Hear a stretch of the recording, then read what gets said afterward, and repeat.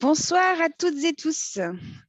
On est super content d'être avec vous ce soir. On sort d'un GIEC qui a été beaucoup décrié. Il se passe beaucoup de choses autour de nous. Et il nous semblait important de nous retrouver ce soir avec Jean-Christophe Hanna qui nous fait le plaisir de nous rejoindre. Merci Jean-Christophe, qui a une actualité puisque son livre sort ces jours. Donc, on est très contents. Je vous propose donc, comme je le disais en préambule, que ce soit un podcast et que ce ne soit pas filmé. Donc, la rencontre sera rediffusée, mais seulement en audio.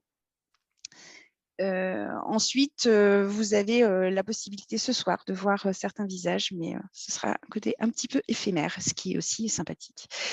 Voilà, donc Jean-Christophe, je me permets, même si ton parcours est loin d'être commun et plutôt original, je vais tenter de retracer ce parcours en quelques mots. Donc, tu te nommes Jean-Christophe Hanna et tu es né le 10 mai 75 à Strasbourg. À la maison, chez toi, on lit, on se cultive. Tu as eu accès à toutes les informations et tu t'intéresses dès ton plus jeune âge à la technologie, l'espace et la géopolitique. Mais tu es très citadin. Tu as fait droit, puis un 3e cycle ressources humaines dans une école de commerce. Tu rentres donc dans la vie active en tant qu'adjoint ressources humaines, puis responsable recrutement, consultant mobilité et chasseur de tête. Enfin, tu crées une société spécialisée dans l'innovation en matière de recrutement à travers les médias sociaux et le mobile, que tu pilotes jusqu'en 2019. On est loin, mais très loin de ce que tu fais maintenant. C'est pour ça que je dis que c'est vraiment original. Alors, petit à petit, en découvrant d'autres types de médias, notamment, donc on parlait de Socialter, de Oui Demain, Uzbek Erika, tu découvres en fait les différentes alternatives à notre société actuelle. On peut parler des éco-villages, du revenu universel, de l'économie sociale et solidaire qui t'ont marqué à cette époque-là. Et puis, suite à un burn-out en 2015, tu fais le point sur notre monde à tous les niveaux, écologique, économique, politique. Et là, plus de doute, il faut agir au plus vite. Tu pensais initialement que nous avions 20 ans de marge de manœuvre. D'où le titre de ton site ressource 2017-2037, 20 ans pour tout changer. Mais depuis, tu as compris que nous ne les avons plus. Tu t'investis alors dans un tiers-lieu strasbourgeois qui t'a vraiment beaucoup marqué, Heure Oasis, et arrive enfin entre tes mains un livre qui a opéré comme un déclic pour toi, et comme pour beaucoup d'autres aussi. Il s'agit de Comment tout peut s'effondrer, coécrit par Pablo Servigne et Raphaël Stevens. À sa lecture, les choses sont claires. Le monde d'effondrement vient comme une évidence dans ta compréhension des systèmes complexes. Il t'apparaît incontestable que tu dois agir. Donc là, tu chamboules tout. L'alimentation, la consommation, là, c'est le grand ouragan. Mais tu vas aller encore plus loin et tu lances un mouvement politique à Strasbourgo, car tu veux penser la ville de demain et la préparer à l'effondrement. En 2019, tu crées le projet Effondrement et Renaissance afin de donner à comprendre la situation actuelle et de construire une nouvelle société. En 2020, tu ne chômes pas, hein, vous avez vu comme c'est dense. En 2020, tu rédiges la partie écologie et résilience face au risque systémique du programme électoral d'une citoyenne sans étiquette au municipal à Strasbourg. Et enfin, tu mets sur les rails l'archipel du vivant pour mettre en réseau tous les îlots de résistance, résilience et bâtir les bases d'une nouvelle société alternative. Alors, sur le site, on peut voir, c'est juste énorme, hein, l'ensemble du travail accompli. On peut y trouver de nombreuses ressources et infos utiles sur les alternatives, des formations. Même si ce n'est pas vous qui les dispensez, on a toutes les infos, un blog et puis beaucoup d'autres choses. J'invite tout le monde, et particulièrement ceux qui ne connaissent pas, parce que là, vous allez, c'est très important. Allez jeter un coup d'œil. L'adresse est archipelduvivant.org. C'est une mine de ressources et d'expériences qui sont au cœur aussi de l'adaptation radicale. Donc, ça va rentrer en résonance avec tous ceux qui vous intéressent, pour ceux qui sont là ce soir. Mais tu es également l'auteur de 2 livres, dont le dernier sort ces jours et qui s'appelle « Écrivons ensemble un nouveau récit pour sauver la vie ». Alors, il s'agit d'un projet en 2 volumes qui débute par « Le climat n'est pas le bon combat » et nous allons, voilà, tu nous montres le second opus. Moi, je montre le premier, voilà, dont nous allons plus parler aujourd'hui. Donc, dans ce livre, tu poses un diagnostic et dresses un bilan très documenté sur ce à quoi nous sommes confrontés. Ton livre est très complet et franchement, j'ai pris beaucoup de plaisir à le lire. J'ai d'ailleurs hâte de découvrir ta proposition dans le second volet. Si je peux résumer ton propos ainsi, le climat est un symptôme de notre civilisation, mais l'enjeu est la vie. D'où la question posée ce soir, le climat ou la vie? Pour toi, ce n'est donc pas le climat qu'il faut sauver, mais la vie. Cette question fera l'objet de notre deuxième partie de soirée, mais tout d'abord, je voudrais revenir sur le début de l'année 2021 que tu as passé en Dordogne. Alors, comme on a pu le voir en très peu de temps, voilà, tu as fait beaucoup, beaucoup de choses. Et pour te mettre en cohérence avec toutes tes idées, cette urgence que tu ressentais, tu décides de co-construire une tiny house qui deviendra ton logement et t'installes dans le premier éco-village du projet 06 Planète, le 25 janvier de cette année, à Champ-Romain dans le Périgord vert. Alors, même si le but de préparer la résilience te correspond tout à fait, tu ne te retrouves pas dans le fonctionnement et dans la gouvernance de cet éco-village. Et le PFH, donc je vais dire un gros mot pour ceux qui écoutent, désolé, le putain de facteur humain, a également énormément pesé dans ton choix de quitter cet endroit 4 mois plus tard. Donc on peut se dire, c'est pas beaucoup, mais c'était très dense quand même. Et puis par ailleurs, donc, ta vie a été grandement bouleversée en peu de temps et malheureusement, le noyau familial n'y a pas résisté. Je me permets de l'aborder car tu en as parlé toi-même dans d'autres entretiens et qu'il me semble qu'on touche là vraiment un point fondamental qui parlera beaucoup de celles et ceux qui sont là ce soir. La famille, les autres, les amis, les amoureux et amoureuses. Comment gérer l'urgence et tout ce que l'on ressent face à celles et ceux qui nous entourent? Si tu veux bien nous en dire quelques mots, je pense que ça sera vraiment super utile pour comprendre comment ce PFH est venu troubler tes plans, notamment à 06 Planète. Merci Nadège. Oui, alors le PFH, il y a deux possibilités ou deux faces pour ce PFH, puisque on peut le qualifier à la fois de putain de facteur humain, mais aussi de précieux facteur humain. Moi, j'ai plutôt connu le putain de facteur humain dont tu parlais à l'instant. Et c'est intéressant également par rapport à ce qui a bougé et ma vie perso qui s'en est trouvée bouleversée, c'est que ce putain de facteur humain, je l'ai aussi connu quelque part dans ma vie perso avec mes proches, parce que c'est compliqué, effectivement, aujourd'hui, et je ne suis pas le premier, et j'en discute régulièrement avec des personnes qui vivent la même chose, dans un couple. Moi, ça fait 20 ans que nous étions ensemble avec mon épouse, de se retrouver avec l'une des deux personnes qui, à un moment donné, a ce fameux déclic, qu'il soit d'ordre écologique ou systémique par rapport à l'effondrement de notre civilisation. Et donc, à un moment donné, nécessairement, les projets ne sont plus tout à fait alignés, ne sont plus les mêmes. Et donc, moi, j'ai le sentiment, et je suis pleinement conscient d'avoir été anxiogène, à la fois pour mon épouse, pour mes deux garçons, 15 et 10 ans, pour mon frangin, pour mes amis proches. Et donc, ce putain de facteur humain, quelque part, je l'avais déjà un petit peu expérimenté, éprouvé à titre personnel avant de le vivre pleinement dans le Périgord vert, effectivement, au sein de cette expérience d'éco-village. Alors, juste pour préciser par rapport à tout ce que tu as présenté, c'était très complet, c'est qu'effectivement, ma transformation personnelle, professionnelle, ma transformation de vie s'est faite assez rapidement, en 4-5 ans.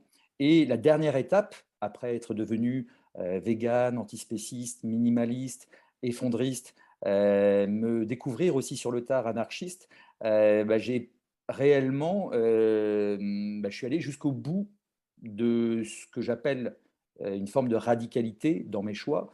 Radicalité étant évidemment synonyme pour moi de s'intéresser à la racine d'un problème et non pas à la radicalisation islamique ou autre, dont on peut malheureusement souvent parler et dont les médias s'emparent également pour parler ou plutôt pour qualifier tout ce qui est extrême de radical, alors que la radicalité, ça a du bon, évidemment. Et c'est pas adaptation radicale qui va dire le contraire. Et donc, je suis allé jusqu'à, effectivement, expérimenter une vie totalement différente dans un éco-village. Ça faisait 2 ans que j'éprouvais ce besoin au plus profond de moi. J'ai essayé d'embarquer ma famille, donc mon épouse et mes deux gamins. Et évidemment, mon épouse n'était pas prête du tout.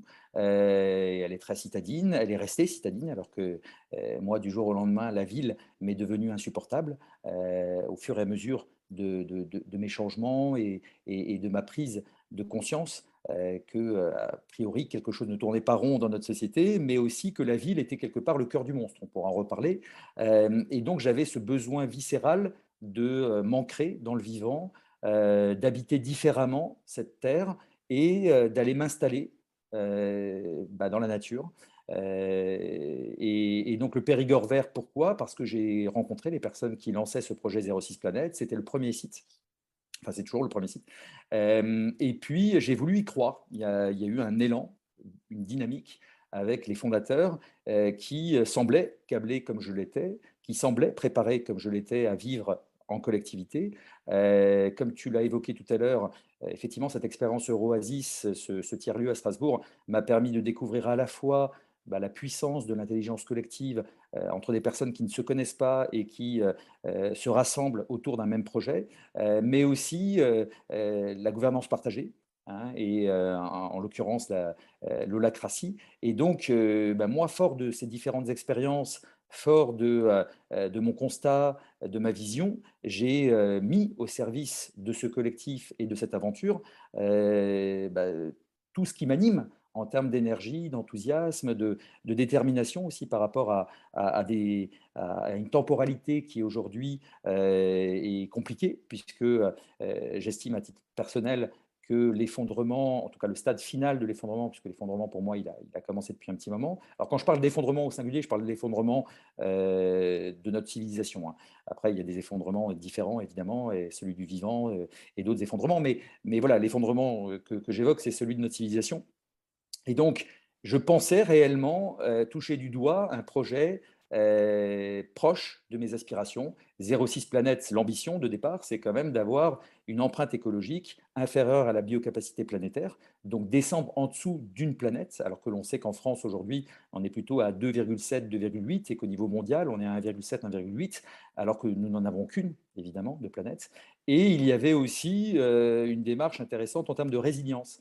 Et donc la résilience, à la fois à titre individuel, avec des passages à vide dans ma vie, une dépression, un burn-out, mais aussi la ville, on en parlait juste avant que cet échange commence. Je me suis intéressé de très près à la résilience pour une ville et une métropole comme celle de Strasbourg. Et donc voilà, j'ai pensé qu'on avait à peu près réuni tous les paramètres. Nous étions 10, aujourd'hui ils ne sont plus que 5. Donc moi je suis parti au bout de 4 mois, mais pendant 4 mois, en tout cas, les 3 derniers mois, c'était très vif en termes de tension. La gouvernance partagée a été remise en question. Mon habitat, qui était le seul habitat léger, réversible, singulier sur place, expérimental, alors que le site se voulait expérimental, et je suis venu avec une tiny house que je qualifie même de collapse home, puisque pour moi, c'était une maison qui devait être ma dernière maison. Puisque là, je vous appelle enfin, j'échange avec vous ce soir depuis un appartement strasbourgeois, puisque j'ai dû revenir à Strasbourg, mais bon, ça, on pourra en reparler. Et donc, j'étais vraiment prêt, mais voilà, mon énergie ne correspondait pas non plus au rythme des personnes qui se sont installées là-bas, en tout cas les 3 fondateurs, qui ont pris leur temps, qui ont pris un mois à défaire leur carton, alors que moi, j'étais déjà dans les starting blocks. Et donc, voilà, il y a eu des décalages assez importants entre la promesse et la réalité, entre ce que ces personnes semblaient prêtes à modifier dans leur comportement, dans leur rapport à l'autre, dans leur rapport à l'ego, dans leur rapport au pouvoir, et qui finalement n'étaient pas réellement prêtes à vivre tout ça. Donc il y avait, on va dire, une belle idée théorique, mais une incapacité, en tout cas au moment où j'y étais, hein, à la mettre réellement en pratique, et une impréparation aussi sur ce que ça implique de vivre en collectivité. Voilà, donc je pourrais en parler pendant des heures, mais voilà, il y a un vrai décalage entre la promesse qui nous a été faite et ce que nous avons vécu là-bas. Et moi, comme je ne sais pas faire semblant, j'ai senti qu'il fallait que je quitte ce projet.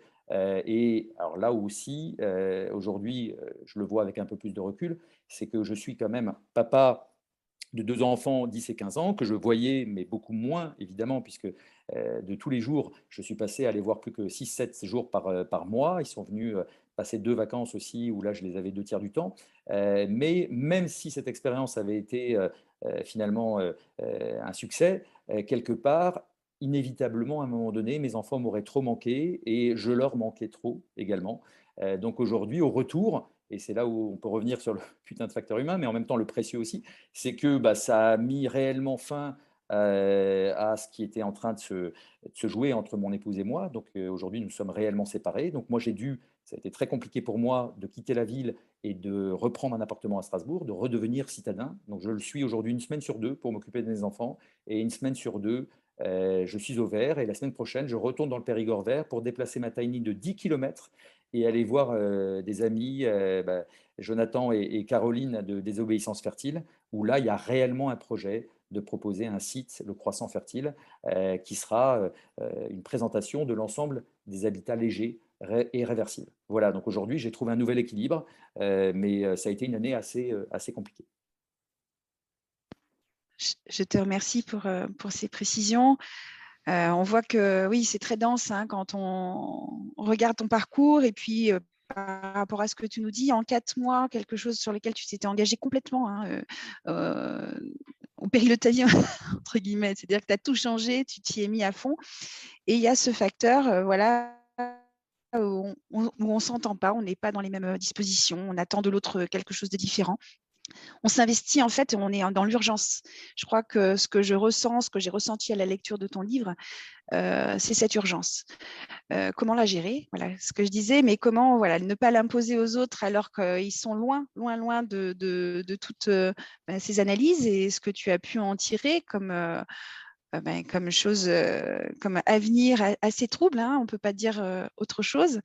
Du coup, tu disais que tu étais toi-même anxiogène pour les autres et en même temps, ça a dû être aussi une souffrance personnelle hein, de se rendre compte de tout ça. Donc, je crois qu'on est dans le vif du sujet de ce qu'on ressent à Adaptation radicale comme une urgence d'être à l'écoute déjà de tout ce qu'on peut vivre en accumulant toutes ces informations. Voilà, il se passe de plus en plus de choses et nous qui avons déjà l'œil ouvert, nous devons l'encaisser un petit peu différemment de ceux qui ouvrent les yeux depuis peu, mais c'est quand même pas rien. Donc voilà, tu as eu la comment dire, tu as fait le travail de recenser en fait dans ton livre l'ensemble des choses qui te semblaient importantes pour comprendre dans la situation dans laquelle nous étions. Et du coup, je vais donner la parole à Thierry pour la deuxième partie de cette visio de ce soir. Merci Nadège et merci Jean-Christophe pour cette introduction hein, tout à fait intéressante et comme le dit Nadège, vraiment au cœur de ce que nous ressentons, de ce que nous vivons, appréhendons dans tous les sens du terme. Et je propose qu'on passe cette deuxième demi-heure sur un certain nombre d'éléments que tu abordes dans le premier tome. Hein, le climat n'est pas le bon combat. Hein. Comme Nadège le dit, c'est un livre, lorsqu'on le lit, qui nous permet vraiment d'avoir une vue panoramique, en quelque sorte, des différentes composantes qui composent notre paysage de l'effondrement. Et pourtant, en même temps, et bon, quand on commence à te connaître, on se dit que le titre il va bien avec le personnage. Le climat n'est pas le bon combat. Il y a un côté un peu provocateur, voilà. Donc on va y revenir, mais j'aimerais bien qu'on puisse évoquer quelques-uns des 12 dominos que tu identifies hein, qui menacent pour toi systématiquement la vie. On viendra aussi sur des questions relatives aux raisons de toute cette inertie qu'on peut observer par rapport à l'action. Hein. On sait, mais on ne fait rien. Et puis, on amorcera la discussion sur les leviers pour dépasser cette impuissance. Mais à ce moment-là, je laisserai la parole à Julien pour le troisième temps sur la question des nouveaux récits et d'autres questions qui le brûlent, si j'ai bien compris. Bon, donc tu écris dans Le climat n'est pas le bon combat, notre civilisation n'a pas besoin du climat pour s'effondrer. Voilà. Et donc, Tu affirmes aussi que nous sommes déjà dans un processus ou des processus d'effondrement, et on le met au pluriel. Je crois que bon, c'est quelque chose annoncé déjà depuis 50 ans, hein, depuis le rapport Meadows, au moins. Alors, même si on partage au sein de l'adaptation radicale cette idée, hein, que nous sommes dans un processus d'effondrement, en même temps, si on se rappelle que bon, l'adaptation radicale, c'est l'émanation de Deep Adaptation qui a été fondée par Jim Bendel, et qu'il focalise quant à lui beaucoup son analyse sur la question du réchauffement climatique.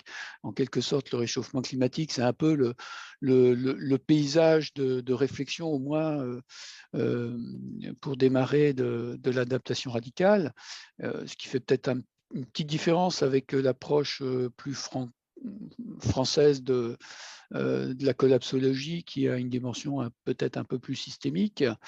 Donc, tu explores les 12 dominos pour dire cette urgence écologique, mais est-ce qu'il y a des dominos plus sensibles qu'on pourrait identifier, d'autres qui sont peut-être plus importants, et du coup, est-ce que tu te sens plus proche de l'approche systémique, de la perspective systémique de la collapsologie classique, que de l'adaptation radicale qui focalise un peu, peut-être pour toi, trop sur le climat?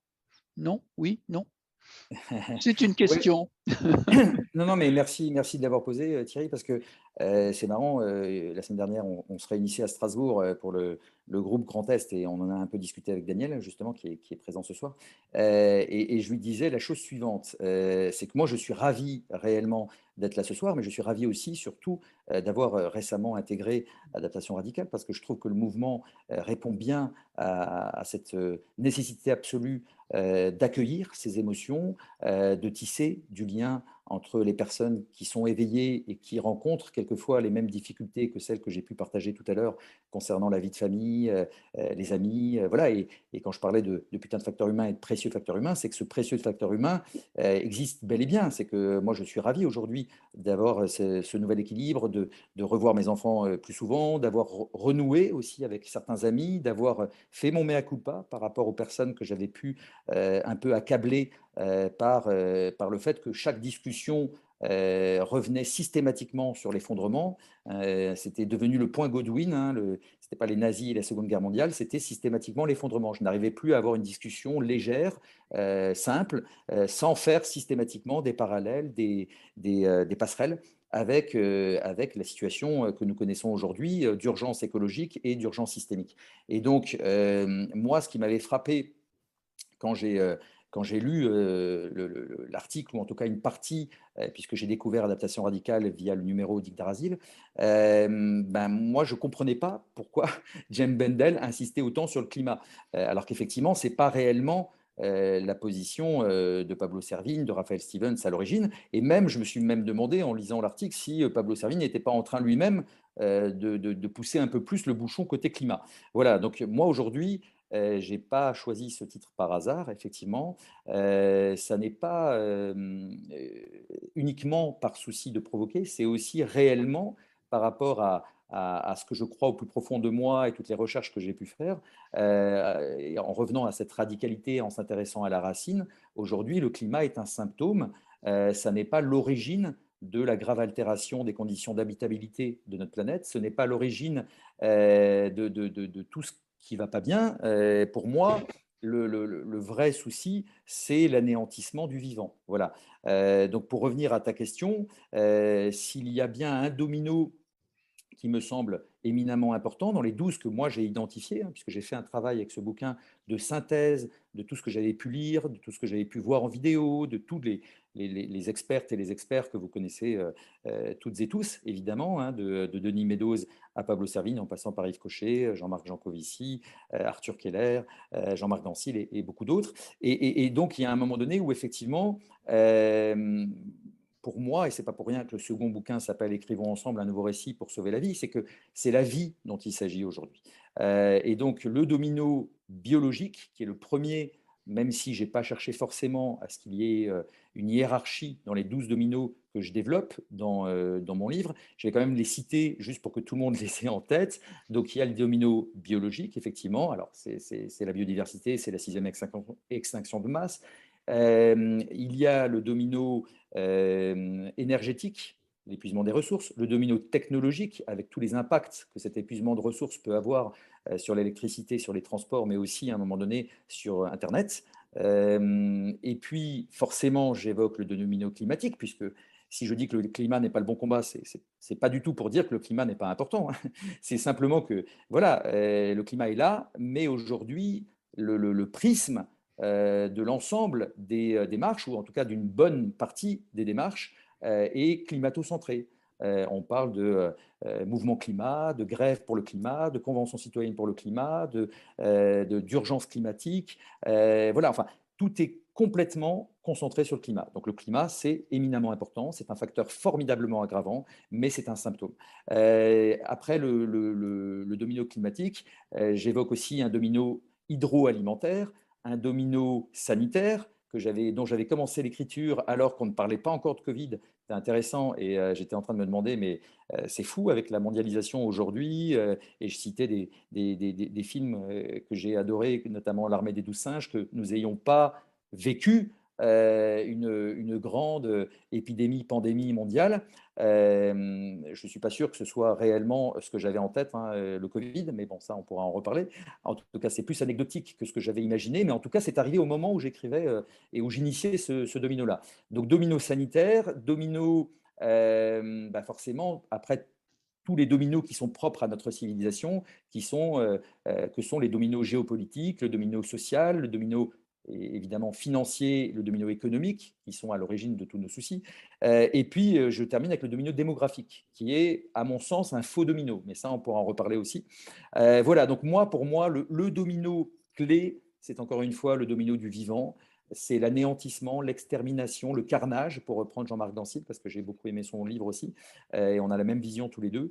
Et je pense que si on arrive à se mettre d'accord sur le fait que ce soit, à mon sens, beaucoup plus enthousiasmant de nous battre, de nous mobiliser pour sauver, préserver les conditions d'habitabilité et sauvegarder le vivant, plutôt que pour essayer de sauver quelque chose qui n'a pas besoin de l'être. Le climat ne va pas disparaître, hein. Le climat se réchauffe, le climat se modifie.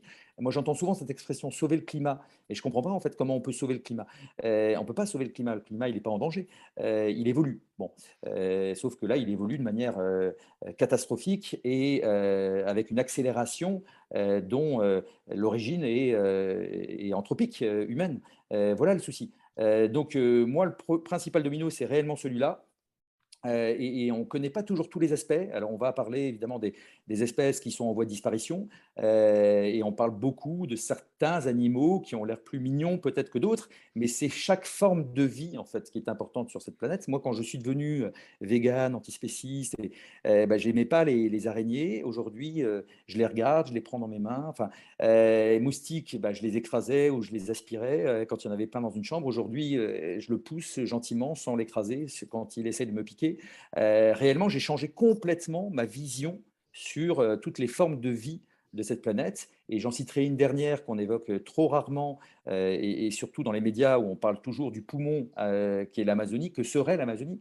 Le poumon de la planète, c'est pas l'Amazonie, c'est aucune des forêts d'ailleurs, puisque on va dire que l'équilibre est quasiment nul entre l'oxygène produit, l'oxygène consommé, puisque les plantes respirent aussi, hein, on a tendance à l'oublier. Le vrai poumon de la planète, c'est le phytoplancton. C'est cette faune, cette flore pardon, végétale qui est à fleur d'océan et qui recouvre 70% quand même de la surface du globe. Et le phytoplancton, alors on a du mal à évaluer très justement la proportion d'oxygène qui est due au phytoplancton, qui est produite par ce phytoplancton, mais elle est de l'ordre de 60, 70, peut-être 80%. Enfin, en tout cas, c'est largement plus qu'un battement de cœur sur deux ou qu'une respiration sur deux. Ce n'est pas du tout l'Amazonie, c'est le phytoplancton, et qui est dans un état malheureusement préoccupant également. Donc voilà, donc, pour moi, le domino biologique est vraiment déterminant. Et après, le deuxième domino qu'on évoque de plus en plus, et grâce peut-être à Jean-Marc Jancovici, c'est le domino énergétique. Et là, pour le coup, effectivement, le jour où on va commencer à avoir de moins en moins, c'est déjà un peu le cas aujourd'hui, hein, on s'en rapproche de plus en plus du pic pétrolier mondial. Aujourd'hui, notre civilisation est pétrolo-dépendante. Le pétrole, c'est une drogue dure en intraveineuse et on n'a pas réellement, je pense, compris que même les renouvelables, que toutes les énergies qui ne sont absolument pas propres par ailleurs, et même le nucléaire, et là je ne suis pas tout à fait d'accord sur tout non plus avec Jean-Marc Jancovici, c'est que toutes ces énergies sont pétrolo-dépendantes et qu'à un moment donné, on ne pourra pas remplacer la puissance que nous a offert le pétrole par une autre énergie. Donc il va peut-être plutôt falloir se demander comment abandonner certaines sources d'énergie, comment orienter la consommation de l'énergie qu'il nous reste avant de continuer ces délires qui sont maintenant l'hydrogène, la fusion nucléaire, enfin bon, et j'en Donc passe. là, on serait sur le R du renoncement de l'adaptation radicale. Ouais. Je me permets de te couper, Jean-Christophe, parce que Vas-y, vas-y. effectivement, si on te laisse parler, à travers les 12 dominos, il y a 1000 questions. Donc, on a sélectionné juste quelques dominos sur lesquels on voudrait t'entendre. Je vais rester sur le domino climatique, non pas parce que on est climato-centré totalement, mais c'est par rapport à la critique que tu formules autour de tout ça et pour qu'on approfondisse. Après, je parlerai peut-être du domino social et puis du domino démographique. Mais alors sur le domino climatique, en fait, tu te montres très critique avec l'approche internationale, enfin je devrais dire plutôt intergouvernementale, que ce soit je dirais le GIEC ou le dispositif des COP. D'une certaine manière, tu rejoins ce que peut en dire Greta Thunberg, COP blablabla. Hein. Mais alors, on peut quand même se poser cette question, comment articuler en même temps l'affirmation du caractère systémique de la catastrophe annoncée en quelque sorte, le constat d'une incapacité des instances mondiales à prendre des dispositions pour contrecarrer tout ce processus de réchauffement climatique, puisque la négociation est centrée essentiellement sur ces points-là, sur ce domino. On se demande s'il n'y a pas quand même quelque chose à faire dans cette dynamique internationale pour pouvoir essayer de réguler un peu les choses. Et en même temps, ton attaque, elle est vraiment virulente contre les organisations étatiques. Et c'est peut-être là que s'exprime ce côté anarchiste que tu t'es découvert, alors de manière un peu surprenante dans un itinéraire classique, d'une certaine manière, hein, je dirais, on ne voit pas les racines de tout ça. Hein. D'ailleurs, tu te définis un peu comme un rebelle engagé ou un utopiste éclairé. Et là, tu t'opposes aux utopistes bornés. Hein, c'est un peu aussi dans le titre, le sous-titre du livre. Hein. Mais globalement, est-ce qu'il n'y a rien à attendre, vraiment rien à attendre, à espérer, à tirer de ce type de négociation? Non, enfin, moi je pense pas. On est à la 26e COP quand même. Moi honnêtement, je ne suis, enfin ça fait bien longtemps, hein, alors depuis que je suis éveillé, hein, mais que je ne crois à aucune COP. On va dire que la première pour laquelle je me suis vraiment intéressé en ayant cet éveil, avant évidemment, je savais qu'il y avait des COP chaque année, mais et j'avais entendu parler de Stockholm, de Kyoto, enfin bon. Mais la COP de Paris, voilà, elle est intéressante quand même, la COP 21, puisque l'accord de Paris aujourd'hui, et c'est Jean Jouzel qui le dit, donc Jean Jouzel, on ne va pas remettre en question son expertise climatologique, il était vice-président de la COP. Et donc Jean Jouzel est le premier à dire que on s'est planté même sur l'accord de Paris. Alors, faudrait-il encore que l'accord de Paris soit respecté? Évidemment, il ne l'est par aucun des pays signataires. Mais si l'accord de Paris était respecté, aujourd'hui, ce n'est pas 1,5 ou 2 degrés à la fin du siècle, c'est 3,5. Voilà. Et sachant que 3,5, c'est 7 sur les continents. Je ne sais pas si tout le monde est au courant qu'évidemment, quand on parle de température globale moyenne planétaire, il faut la doubler sur les continents parce que cette température globale moyenne prend en compte la température qui fait en mer, en montagne, au pôle. Enfin, voilà. Donc, Donc déjà là, on se plante. La COP, pour dire qu'effectivement, il ne faut plus trop s'en soucier, c'est que moi, la seule chose qui m'a interpellé et que j'ai suivi avant la COP, parce que les échanges, je savais très bien que ça n'allait pas donner grand-chose, c'est de savoir que tous les chefs d'État sont à nouveau arrivés avec des jets, que même Boris Johnson, qui est quand même pas très loin, a priori, il pouvait prendre un train, a pris son jet, et que les organisateurs ont affrété un cargo parce que la capacité hôtelière de Glasgow, c'était Glasgow? Non, c'était Si, si, si. je sais plus. Si, Glasgow, ne permettait pas d'accueillir tout le monde. Donc il y a un moment donné, un cargo plus tous les jets, on est quand même mal barré, surtout quand on parle de climat. Donc je pense que de toute façon, sans parler de Joe Biden qui s'endort et de tout le reste, hein, évidemment, mais c'est que on est sur, voilà, sur toujours cette idée de très beaux discours qui n'engagent en rien. Je me souviens d'Emmanuel Macron qui, peu de temps après son élection, était par l'ONU sacré personnalité de la Terre ou voilà, parce qu'il avait dit Make our planet great again. Moi, je lui réponds hein, dans mon livre en me demandant aussi à l'époque qu'est-ce qui différencie finalement un Emmanuel Macron et tous les autres qui ne respectent pas l'accord de Paris d'un Trump qui en était sorti. Parce que finalement, il en était sorti, mais au moins lui, il avait le cran de dire ce qu'il pensait. Je suis évidemment pas d'accord avec lui, mais il n'y a pas de différence pour moi entre sortir d'un accord et ne pas le respecter. Donc, en tout cas, c'est une blague pour moi, c'est une fumisterie, c'est une supercherie. Je pense que pour diminuer nos émissions de gaz à effet de serre, il faudrait juste interdire les COP ou en tout cas les supprimer. Et puis là où je vais un peu plus loin sur le GIEC notamment, c'est que oui, j'ai cherché pas mal d'informations. Et le GIEC, donc c'est bien, comme tu l'as dit, un groupe intergouvernemental d'experts sur l'évolution du climat. Et donc intergouvernemental, il y a gouvernement. Et donc, je vous invite hein, à aller voir un petit peu sur le site du GIEC. Et donc, aussi, alors ça ne veut pas dire que le GIEC dit n'importe quoi. Ça veut dire qu'il y a toujours un filtre, en fait, et que les gouvernements relisent avant que le dernier rapport ou la version finale du rapport soit rendu public. Et qu'il y a énormément de multinationales qui participent aussi à l'écriture de ces rapports. Donc pendant des années, on a minoré la situation. Aujourd'hui, de plus en plus, le GIEC se rapproche effectivement de la gravité réelle de la situation. On le voit de rapport en rapport.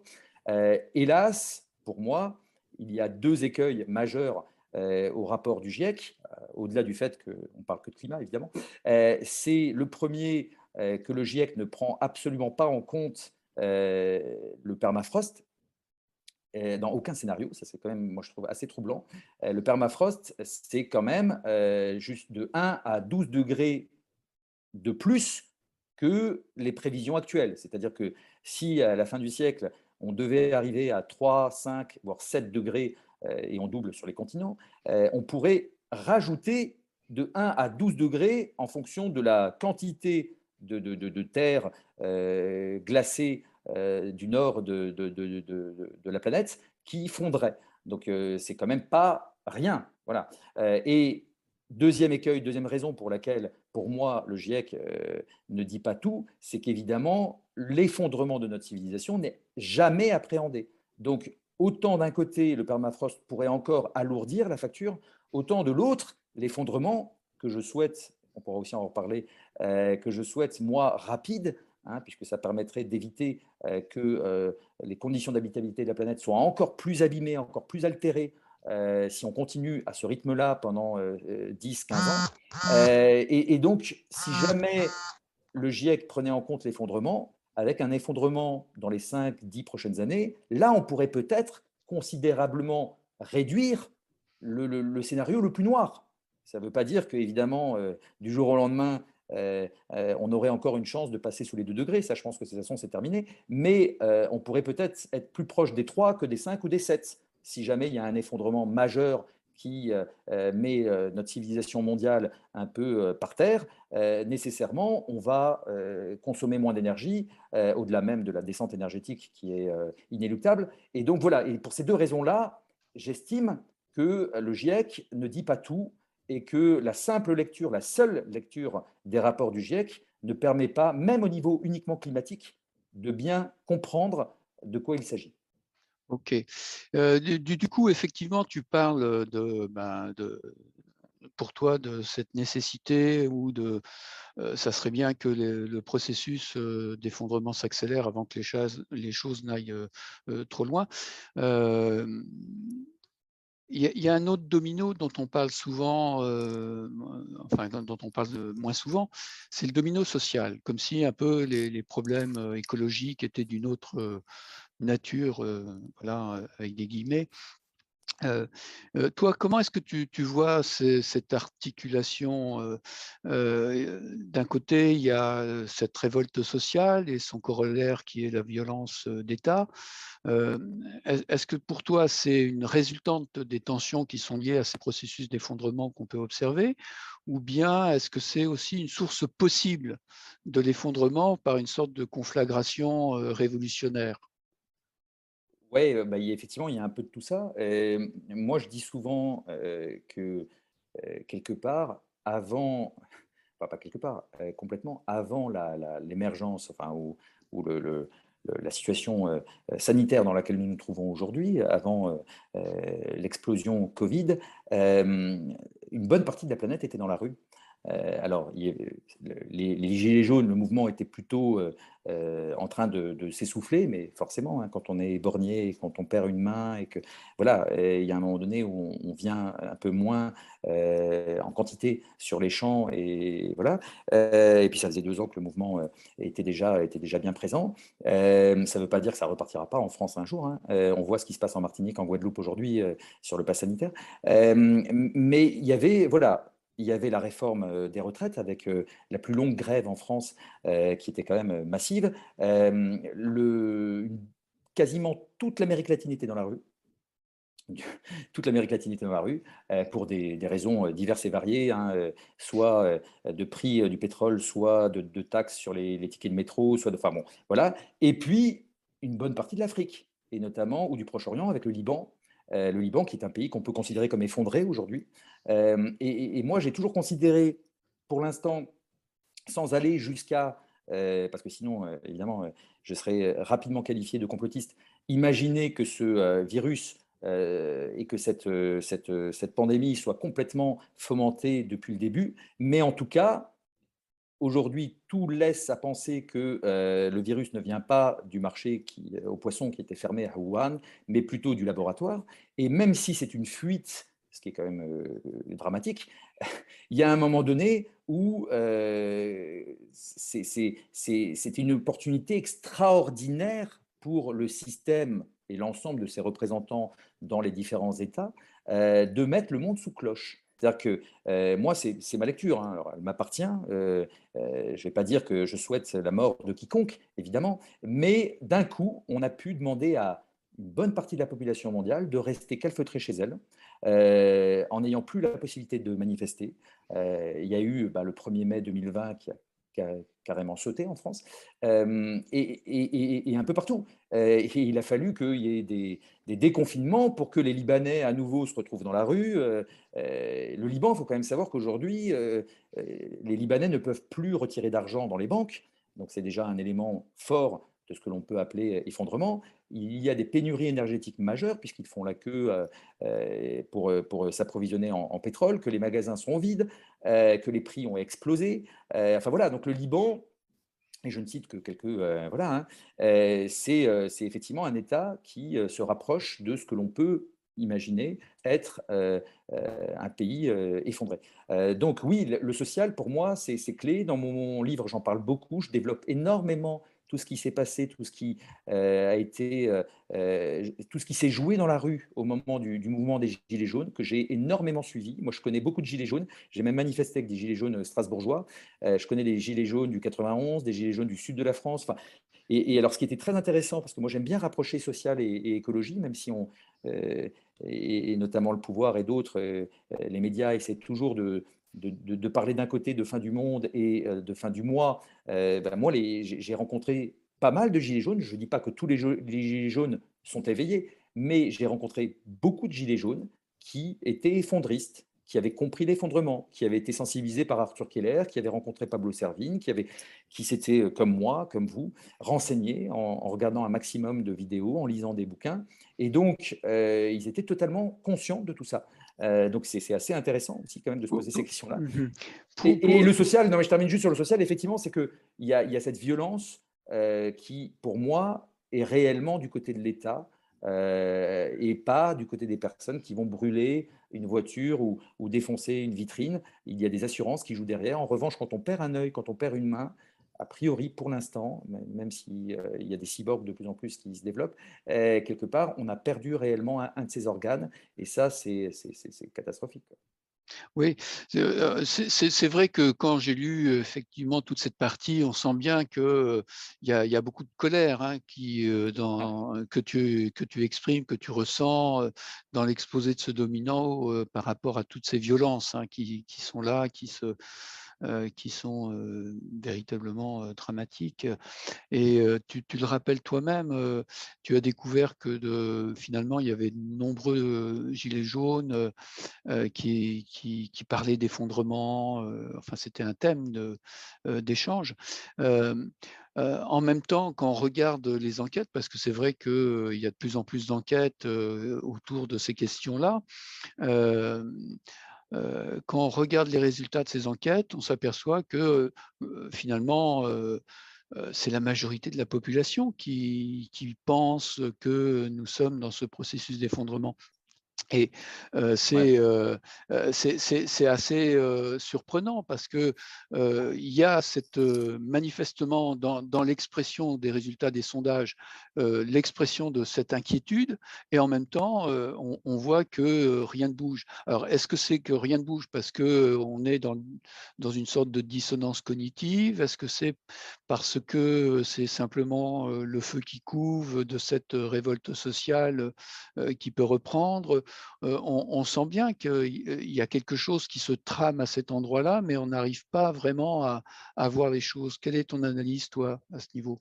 Bah, déjà, pour revenir sur parce que je crois qu'il y a eu notamment un sondage qui a évoqué qu'une grande partie de la population française ou même européenne était consciente de l'effondrement. Je me suis toujours demandé quelle avait été, parce que je n'ai pas cherché pour le coup, mais l'échantillon de la population interrogée. Parce que moi, je suis sûr que je descends dans la rue à Strasbourg et que j'arrête 20 personnes. Je pense que l'effondrement, il y a encore beaucoup de personnes qui n'en ont jamais entendu parler réellement.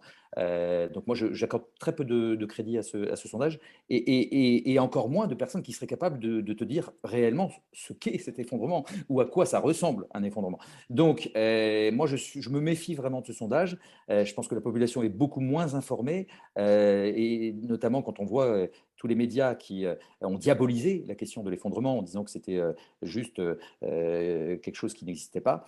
Je ne suis pas persuadé qu'aujourd'hui, il y ait autant de personnes qui soient conscientes de ça. Après, moi, pour revenir sur le social, parce que c'est quand même intéressant, il y a un élément que j'ai pas évoqué tout à l'heure, c'est que quand le premier confinement a eu lieu, moi j'ai reçu plein d'appels, plein de SMS, plein de messages, Messenger et autres, de personnes qui me disaient, et qui me connaissaient un peu, alors c'est ça l'effondrement.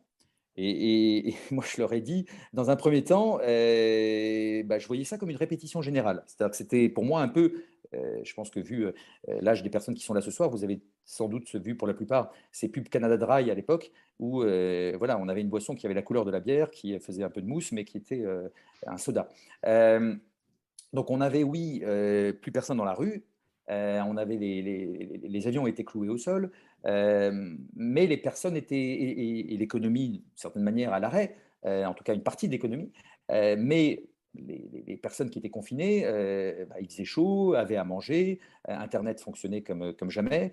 Je pense que si ça avait duré un peu plus longtemps, on aurait eu des soucis, mais en tout cas, voilà, on était dans une forme de quelque chose qui ressemble un peu à l'effondrement, mais évidemment sans tous les aléas et toute la dimension chaotique que prend réellement un effondrement. Et aujourd'hui, enfin aujourd'hui, mais surtout une fois qu'on est sorti du confinement, à la fin du confinement, je voyais plutôt ça comme le début de la fin, c'est-à-dire l'entrée dans la phase finale de l'effondrement. Voilà. Et si on prend le rapport Meadows, il y a 50 ans, c'était quand même 2020-2030 qui était la décennie où les choses devaient basculer, où les courbes se croisaient. Et pour moi, effectivement, je le vois à courte échéance. je prends le risque depuis 2-3 ans de dire que pour moi, l'effondrement final pourrait intervenir d'ici 2025. Et donc au niveau social, quand on parle de phase finale de l'effondrement, c'est que pour moi, ce n'est pas le Covid lui-même, mais c'est la gestion du Covid avec ses conséquences évidemment économiques, financières, parce qu'un jour ou l'autre, on va quand même y arriver à ce krach financier dont tout le monde parle depuis 2-3 ans. Hein, on a créé de l'argent, on ne sait pas trop comment, pour sauver les meubles, mais à un moment donné, les bourses et les banques risquent de s'effondrer, et les banques systémiques françaises, on a quand même 4 des 30 banques au monde qui sont à danger, sont françaises, donc il y a un moment donné, il faut se poser toutes ces questions-là. Et je pense que les gens retourneront dans la rue, et que forcément, à un moment donné, pour un autre prétexte, puisque comme la taxe carbone était un prétexte finalement pour que les Gilets jaunes expriment leur ras-le-bol, leur colère, voilà, et bien quelque part, il y en aura d'autres. Si maintenant toutes les sociétés qui ont profité d'aide se retrouvent à devoir mettre la clé sous la porte, s'il y a un krach financier, ben, l'économie va être touchée, des personnes vont absolument tout perdre, leur emploi ou leur affaire, mais aussi peut-être leurs avoirs dans les banques, et donc nécessairement, on risque de revoir des mouvements sociaux d'envergure. Voilà, donc moi je pense que effectivement ce domino est très important, et que c'est de loin pas fini, et que le système mondial dominant actuel ne pourra pas mettre sous cloche le monde bien plus longtemps, et qu'il va y avoir voilà, des réactions de plus en plus fortes. Ouais. OK. Bon, je vois le temps qui passe. J'aurais bien aimé qu'on aborde la question du domino démographique, mais on va faire l'impasse parce que j'avais une autre question avant de laisser la parole à Julien. Bon, on voit bien qu'il y a effectivement tous ces processus-là sont en cours, mais tu mets aussi en évidence la grande inertie, hein, c'est-à-dire que ça bouge pas, quoi. On fait pas grand-chose. On a parlé des dispositifs COP, etc. Et dans cette deuxième partie de ce premier livre, tu montres ce poids de l'inertie qui serait lié au mythe de la croyance en la croissance infinie, hein, et tu listes 12 raisons qui pourraient expliquer cette inertie, et à deux niveaux. Il y a un premier niveau qui est le niveau sociétal, on en a un peu parlé. Là, c'est l'aveuglement, c'est le sentiment d'impuissance, c'est la peur de la mort, c'est les effets de l'idéologie néolibérale, c'est nos propres limites cognitives, hein, c'est la désinformation. Enfin, il y a plein de processus qui expliquent, qui peuvent expliquer cette inertie. Mais tu évoques aussi l'inertie au niveau des gouvernants, on en a un peu parlé, et et tu avoues une difficulté à opter pour une explication plutôt qu'une autre quant à l'inertie des élites politiques, économiques, soit le cynisme, soit le dogmatisme, soit le court-termisme. Il y a même une hypothèse qu'on pourrait presque appeler quasi complotiste en reprenant, je dirais, la thèse du philosophe Marc Alizard, hein, sur le coup d'État climatique. On est aux frontières de ce qu'on pourrait appeler, je mets plein de guillemets, un complotisme. Finalement, bon, tu as écrit le premier livre, tu as fini le deuxième, il sort. C'est une manière aussi de passer la parole à Julien. Aujourd'hui, avec le recul de 1 an ou 1 an et demi après l'écriture de ce premier tome, l'inertie des dirigeants, c'est le cynisme, c'est le dogmatisme, c'est le court-termisme, ça dépend. Qu'est-ce qui est le plus fort pour toi? Mais je ne sais toujours pas trancher. Et enfin, sur cette question-là, autant j'aime bien trancher, autant sur celle-là, j'avoue que je suis assez perplexe, parce que je vais les reprendre quand même, mais rapidement. Effectivement, soit ils savent, et ils sont incroyablement cyniques, égoïstes, et ils préparent, parce que c'est le cas pour certains quand même. Alors quand je dis ils savent, c'est nos gouvernants, mais c'est aussi évidemment les financiers et toute la partie économique derrière, hein. Moi, il y a une étude, alors je ne me souviens plus exactement comment elle s'appelle, il y a quelques années. C'est Paul Jorion qui en avait parlé dans son livre Le dernier qui s'en va éteint la lumière, qui m'a aussi beaucoup inspiré pour l'écriture de mes livres, et qui disait que voilà, aujourd'hui, il y a 150 multinationales qui gouvernent le monde, Et à la tête de ces multinationales, dans les conseils de gouvernance et les conseils d'administration, il y a 250 personnes. Donc voilà, donc aujourd'hui, sans parler de Bilderberg, sans parler de tout ce qu'on peut entendre sur Thinkerview, sur d'autres médias, simplement c'est une réalité en fait. Donc il y a très peu de personnes aujourd'hui qui gouvernent le monde. Et sur ces 150 multinationales, les 2 tiers sont des établissements financiers. Voilà. Donc, moi, j'aime bien raconter ça en disant que quelque part en cascade, il y a la finance qui a la main sur l'économie et la finance qui ont la main sur le politique. Donc, quelque part, voilà, on est dans ce monde-là. Du coup, j'en oublie ta question. Excuse-moi. La question, c'était effectivement, est-ce que c'est plus par cynisme, par Oui, pardon. dogmatisme? Et alors, du coup, voilà, oui, excuse-moi.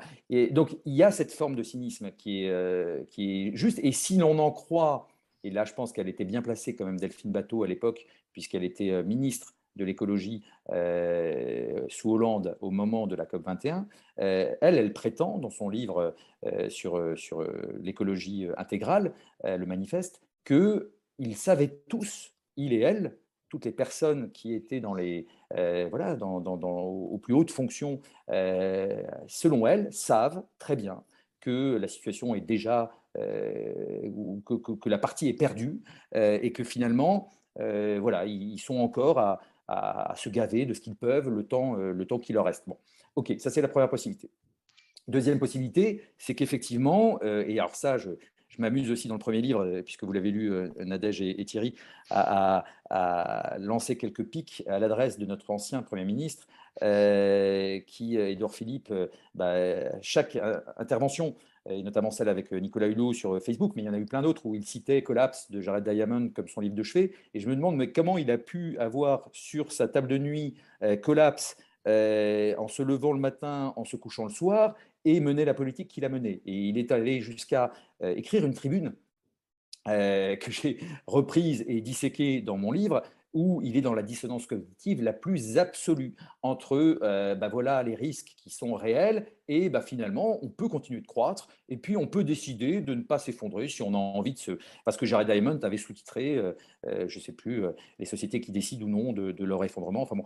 Donc il n'a rien compris, évidemment, il n'a rien compris. Et donc on a une vraie dissonance entre le dogme, le mythe de la croissance infinie et le fait qu'on pourrait quand même peut-être avoir eu un impact écologique, mais moindre. Mais ça, c'est intéressant parce que ce grand découplage dont parle formidablement bien Arthur Keller dans une vidéo qu'il faut absolument voir de Next, où il parle des 4 scénarios de l'avenir, pour en arriver à la conclusion que le seul réaliste et pragmatique, c'est celui de l'effondrement, c'est que réellement, ce découplage entre, d'un côté, l'empreinte écologique et de l'autre, la consommation énergétique, est une vue de l'esprit. Et aujourd'hui, c'est quelque chose qui est même porté par le Green New Deal aux États-Unis, en France, en Europe, par Yannick Jadot, cette croissance verte qui ferait moins de dégâts. On pourrait continuer de croître de manière verte avec moins de consommation énergétique, moins d'empreinte écologique. Voilà, ce qui n'est absolument pas possible. Et la troisième inertie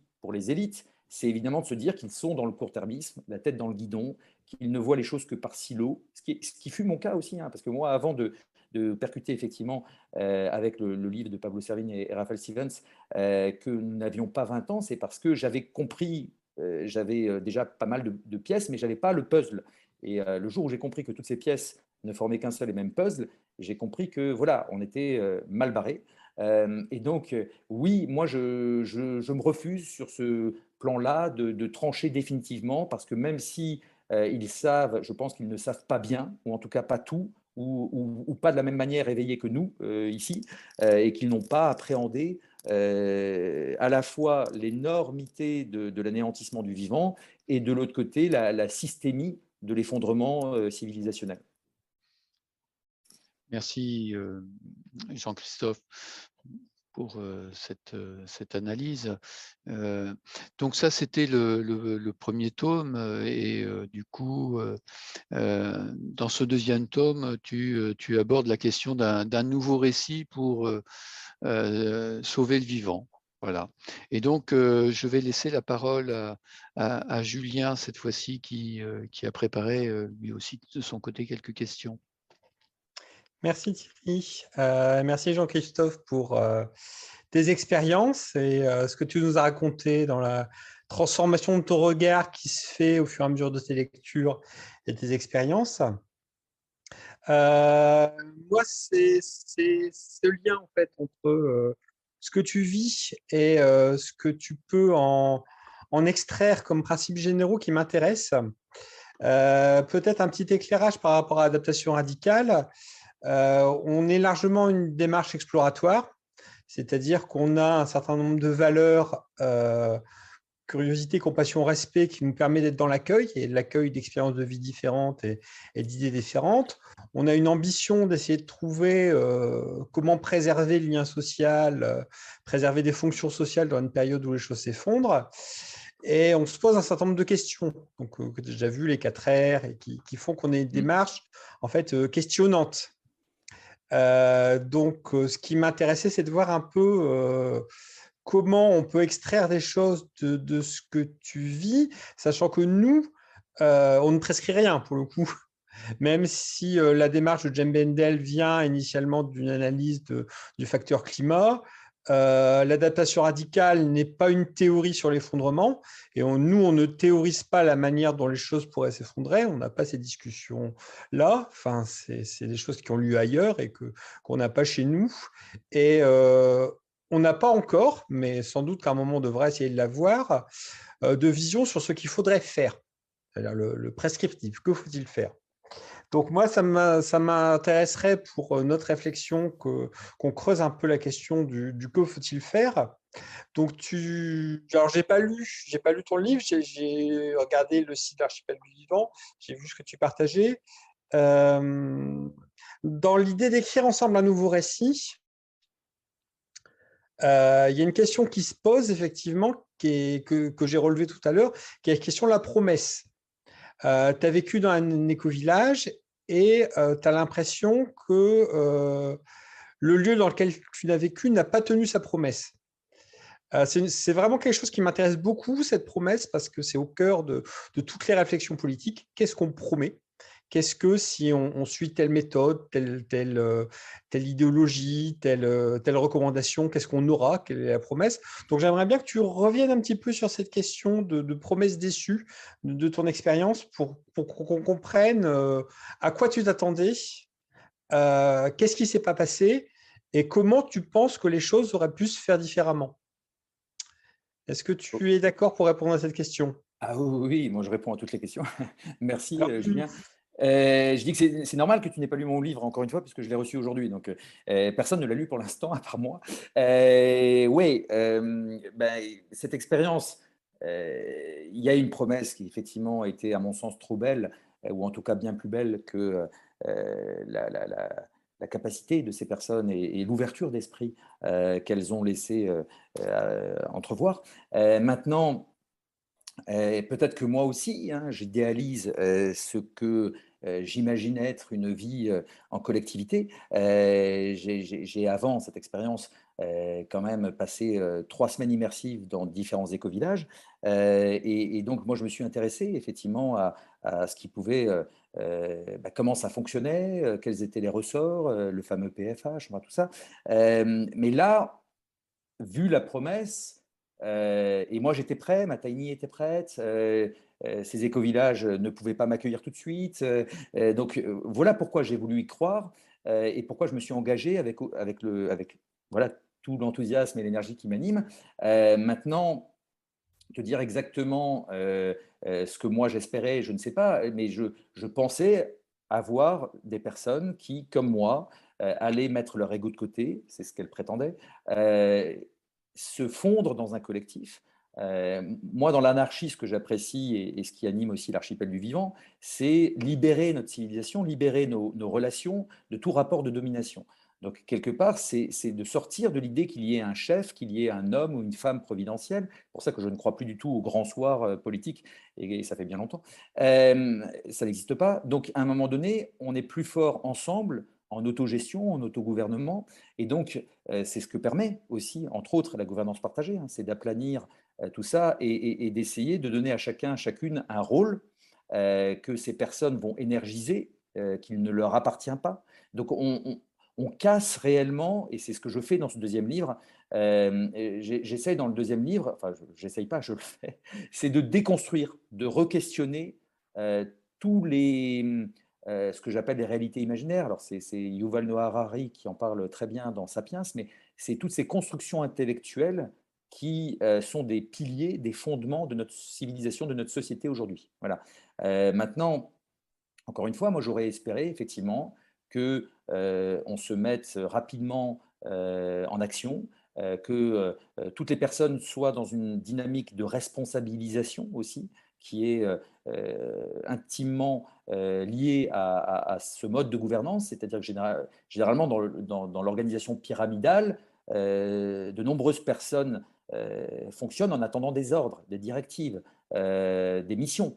Et bien souvent, parce que j'ai quand même vécu pas mal en entreprise avant d'avoir la mienne, enfin voilà, il y a des personnes qui vont effectuer l'ordre ou la mission et puis vont attendre la prochaine directive, la prochaine mission, sans être force de proposition. Et c'est confortable quelque part aussi, hein, de ne pas aller au-delà de ce qu'on demande. Moi, dans les entreprises, souvent, je ne comprenais pas parce que moi, je proposais beaucoup plus que ce que l'on me donnait à faire. Bon. Et alors, du coup, tout de suite, j'étais imaginé par d'autres comme étant quelqu'un de carriériste, dans le mauvais sens du terme, à savoir quelqu'un qui voulait s'élever dans la pyramide de l'entreprise et dans la hiérarchie de l'entreprise, alors que moi, ça ne m'intéressait pas du tout. Moi, j'étais là pour partager et pour faire en sorte que ça fonctionne mieux, mais sans avoir de velléité de monter les échelons, parce que ça n'a jamais été un moteur pour moi. Mais pourtant, j'étais vu comme tel. Donc, il y a tout ça qui se joue aussi, et qui s'est joué d'ailleurs à la Bruyère, donc dans le Périgord vert, puisque à un moment donné, le fondateur du projet m'a rétorqué quand j'ai souhaité savoir pourquoi il m'envoyait une telle énergie noire qui n'était pas agréable à recevoir, alors que j'étais réellement engagé dans ce projet et que j'y consacrais 50% de mon temps et 50% pour l'archipel du vivant. Il m'a dit, mais il y a eu tentative de prise de pouvoir. Et là, je me suis dit, ah bon, mais c'est-à-dire qu'il y avait un pouvoir. Et s'il y a un pouvoir, qui l'exerce? Toi? Voilà, donc moi, je me suis permis de lui rentrer un peu dedans. Et aujourd'hui, force est de constater qu'effectivement, il a pris le pouvoir et qu'aujourd'hui, le pouvoir appartient à une personne. Voilà. Donc, voilà, moi, j'étais dans cette idée qu'on allait pouvoir évoluer dans un climat peut-être différent, en faisant confiance, en nous faisant confiance les uns aux autres, alors que là, on avait des personnes qui étaient dans la défiance, comme on le voit trop souvent dans notre société aujourd'hui. Voilà. Si je peux te donner ces éléments-là, je ne sais pas si je réponds à ta question. Oui, non, non, mais tu donnes plein d'éléments là-dessus. Alors, je relève la question du fondateur ou de la fondatrice, hein, parce qu'on sait qu'il y a beaucoup de collectifs qui tiennent à des personnalités de leaders charismatiques qui exercent un pouvoir informel. Enfin, ça, c'est une réalité sociologique tout à fait constatée. Là, je suis assez sceptique sur cette idée de laisser les égos de côté. C'est une formule que j'ai souvent entendue, mais je ne vois pas très bien à quoi ça peut correspondre en pratique, parce que chaque personne a ses besoins, chaque personne a ses aspirations, chaque personne a les raisons qui font qu'elle s'engage dans un projet plutôt qu'un autre. Donc tout ça, c'est quand même des motivations qui viennent de l'ego, ou du corps, hein, ou de ses capacités physiques, qui sont des motivations qui sont quand même assez puissantes. Du coup, j'ai jamais trop compris ce que voulait dire exactement mettre l'ego de côté pour ma part. Enfin, ça me semble tellement impossible comme formulation que je la comprends pas. Mais si tu peux rajouter quelques mots là-dessus. Ouais, mais parce que justement, je pense que c'est important. C'est-à-dire que, alors, moi, je suis sans doute un ovni ou un extraterrestre. Je suis quelqu'un de perché pour pas mal de mes proches, d'ailleurs, dans tous mes choix et dans mes comportements. Mais moi, j'ai toujours eu, mais encore une fois, je ne dis pas que tout le monde l'est comme ça, hein. Réellement, je suis persuadé que l'on peut être altruiste dans la vie. Moi, ce que je fais et ce que j'entreprends, tu vois, là, aujourd'hui, je ne gagne plus d'argent. Alors, je vais essayer avec les quelques livres que je vends, mais pour l'instant, ils permettent surtout de rembourser l'investissement, de les imprimer. Et voilà, de permettre aussi à l'archipel du vivant de se développer en trouvant un modèle économique et en intervenant en conférence. Mais ce n'est pas un moteur pour moi aujourd'hui. Et de la même manière, quand je suis venu là-bas, je ne cherchais ni le pouvoir, ni à être rétribué pour l'engagement dont je faisais profiter le collectif. Quand je parle d'ego, l'ego, c'est toujours ce principe d'être quand même centré évidemment sur ses besoins, et puis sur l'image que l'on peut donner aux autres, sur la position sociale, sur les diplômes, sur plein de choses. Mais moi, j'ai lu un bouquin que, a priori, pas mal de personnes étaient en train de lire ou avaient lu là-bas, mais parce que moi, j'ai traversé un été un peu compliqué, où après une dépression il y a 12 ans, un burn-out il y a 6 ans, bah là, j'ai vécu 2 mois où il fallait digérer tout ce qui m'était arrivé là-bas, puis la séparation avec mon épouse, le fait qu'effectivement, je manquais à mes enfants, qu'il fallait que je retrouve un appartement dans une ville que j'avais souhaité quitter. Enfin bon, tout ça, c'était compliqué. Et j'ai lu de manière passionnée un bouquin que sans doute beaucoup d'entre vous connaissent, le pouvoir du moment présent d'Eckhart Tolle, ou Eckhart Tolle, je ne sais pas comment on dit, mais et ça m'a énormément parlé, surtout que cet auteur parle également beaucoup il fait beaucoup de rapports, de rapprochements, pardon, entre justement cette propension à à nous assimiler à notre mental et à être guidé par notre ego au détriment des rapports que l'on peut avoir avec les autres et au détriment de la planète, du vivant. Et donc j'ai trouvé ça très intéressant. Et effectivement, dans l'un des 18 défis que j'invite la population mondiale à relever collectivement, alors plutôt au niveau local qu'au niveau mondial. Moi, je suis pour les biorégions et pour des unités de vie beaucoup plus petites qu'un gouvernement mondial, surtout pas. Mais c'est effectivement de passer de l'anthropocentrisme au biocentrisme et de l'ego à l'être. Et c'est que finalement, contrairement à ce que Descartes, qui avait beaucoup de mal pour plein de raisons, a pu laisser penser, je pense donc je suis, justement, quand on pense trop et qu'on est manipulé par ses pensées, qu'on assimile sa personne à son mental, on n'est plus du tout dans l'être, justement. Et donc, ce qui est très très fort dans ce bouquin, c'est ça. Et donc, moi, j'aimerais aujourd'hui, parce que moi, je suis méditant, je fais du yoga, d'arriver par moments à être dans un vide mental et à se recentrer sur soi. Et j'ai aussi pu comprendre avec cette expérience à quel point l'écologie intérieure et l'écologie extérieure étaient vraiment imbriquées l'une dans l'autre, et qu'il fallait être bien avec soi-même pour être bien avec les autres, et qu'il fallait être bien avec soi-même et avec les autres pour être respectueux du vivant. Et donc, moi, voilà, l'ego, je ne le vois pas uniquement sous la vision caractère et personnalité et autres, je le vois aussi comme quelque chose qui est un poison, en fait. Et c'est un poison parce que ça fait partie de tous ces réflexes, de tous ces conditionnements qui nous habitent et qui font qu'aujourd'hui, nous n'arrivons pas, ou nous n'arrivons plus peut-être, puisque nous avons quand même vécu en tant que chasseurs-cueilleurs pendant des millénaires, des centaines de milliers d'années en communauté, en tribu, et que les peuples premiers, les peuples racines le font toujours aujourd'hui, et que nous, on n'a plus du tout cette capacité, et qu'effectivement, du coup, ça devient compliqué de vivre en communauté dans un éco-village. Alors, encore plus en France, a priori, qu'à l'étranger, parce qu'il y a en Allemagne, aux États-Unis, à Findorn, enfin dans les pays anglo-saxons, et même en Espagne, au Portugal, enfin, il y a des éco-villages qui marchent avec une quantité de personnes bien plus importante et sur des durées beaucoup plus longues. En France, il y a vraiment un souci avec tout ça. Je ne sais pas si c'est typiquement français, mais en tout cas, on le remarque. Voilà, donc moi, voilà, l'ego, je ne dis pas que je n'en ai pas, et puis après, il y a des gens qui vont vous dire, il y a un bon et un mauvais ego, enfin bon, peu importe, mais c'est qu'à un moment donné, j'essaie de plus en plus d'accueillir l'autre tel qu'il est, et surtout, j'aimerais que plus de personnes soient comme moi, c'est-à-dire orientées positivement vers le collectif, en pensant un peu moins à son pouvoir ou à... Voilà. Je ne sais pas si je réponds à... Merci, tu donnes beaucoup d'éléments, beaucoup d'informations. Rapprochement par rapport à ce qu'on fait chez Adaptation Radicale, qui est la question du renoncement, à savoir à quoi renoncer pour ne pas empirer les choses. Et il y a une dimension qui est, je pense, liée à sa personne sociale. Dans ce qu'on met dans l'ego, il y a des éléments en fait de la personne qu'on est au regard de la société, effectivement par les diplômes, les ressources ou la carrière et ces choses-là qui jouent.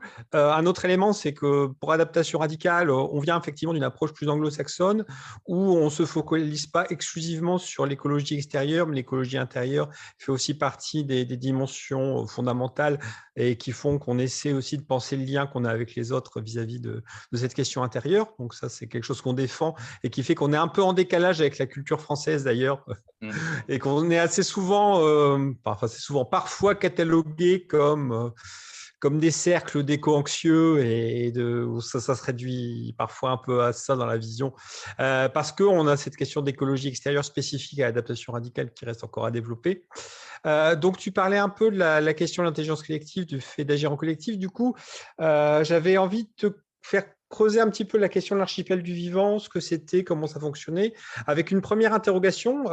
Pour moi, c'est que tu reprends un vocabulaire d'archipel où j'ai tendance à voir l'évocation du travail d'Édouard Glissant, et notamment le rapport entre les identités-relations, les identités racines, le fait de reconnaître qu'un travail en archipel, ça se fait à partir d'un certain nombre d'îles membres d'un archipel commun. Et de ce que j'ai cru comprendre de ce qu'était l'archipel du vivant, c'est plus un mouvement ou une organisation, on va dire, que ce que j'attendais comme archipel. Donc j'aimerais bien que tu éclaires un petit peu par rapport à ce que c'est que l'archipel, comment ça fonctionne et comment ça se positionne par rapport aux logiques d'archipel à la glissant. Voilà.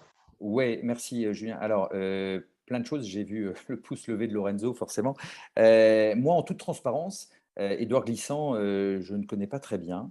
Et j'avoue que je suis venu spontanément à cette idée d'archipel avant que des personnes comme Lorenzo et autres me parlent d'Édouard Glissant. Parce que l'archipel, pour moi, rien que la symbolique d'île, d'îlot à relier, ça me semblait quelque chose d'assez évident. Voilà. Pour moi, je vois aujourd'hui, ça ne remet en rien toute la pensée d'Édouard Glissant que j'ai découvert sur le tard et que je regrette même de ne pas citer suffisamment dans mon nouveau livre, mais c'est pas grave. Mais en tout cas, voilà, pour moi, parler d'archipel, c'était, et c'est intéressant, c'était le fait d'avoir sur le territoire, alors là je parle français aujourd'hui, même si je suis contre l'État-nation et que je souhaite que demain on parle de biorégions et qu'il y aura des biorégions à cheval sur différents États et qu'on n'aura pas d'État-nation, on n'aura plus d'État-nation, et tant mieux si ça pouvait s'effondrer avec le reste.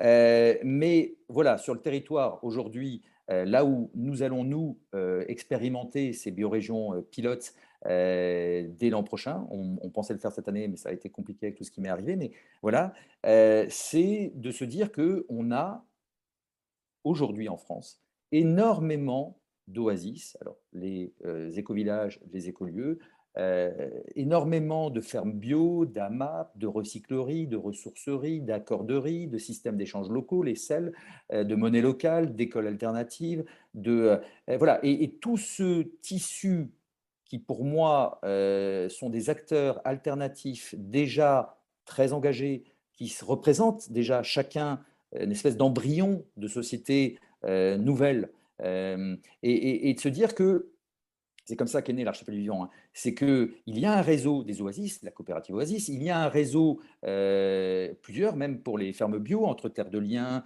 et puis ce qu'avait lancé aussi Maxime de Rostelan, enfin Ferme d'Avenir, enfin, voilà, il y a plusieurs réseaux. Il y a le réseau des AMAP, il y a le réseau des recycleries, il y a le réseau des monnaies locales, mais ces réseaux, entre eux, ne sont pas nécessairement bien connectés. Voilà, déjà, première chose. Et en tout cas, pas suffisamment, à mon sens. Voilà. Et donc, de là est partie l'idée que moi, je ne souhaitais pas créer avec l'archipel du vivant quelque chose qui existe déjà, en fait. Moi, j'ai même préféré, avant de lancer l'archipel du vivant, me ranger derrière un mouvement, un projet qui a été lancé, qui était plus mûr, qui malheureusement a périclité. C'est pour ça que j'ai lancé l'archipel du vivant. Et c'est là aussi, en parlant d'ego, c'est intéressant, parce que moi, j'aurais pu dire, ah ben non, je veux lancer mon projet parce que c'est mon projet. Non, en fait, moi, je m'en foutais.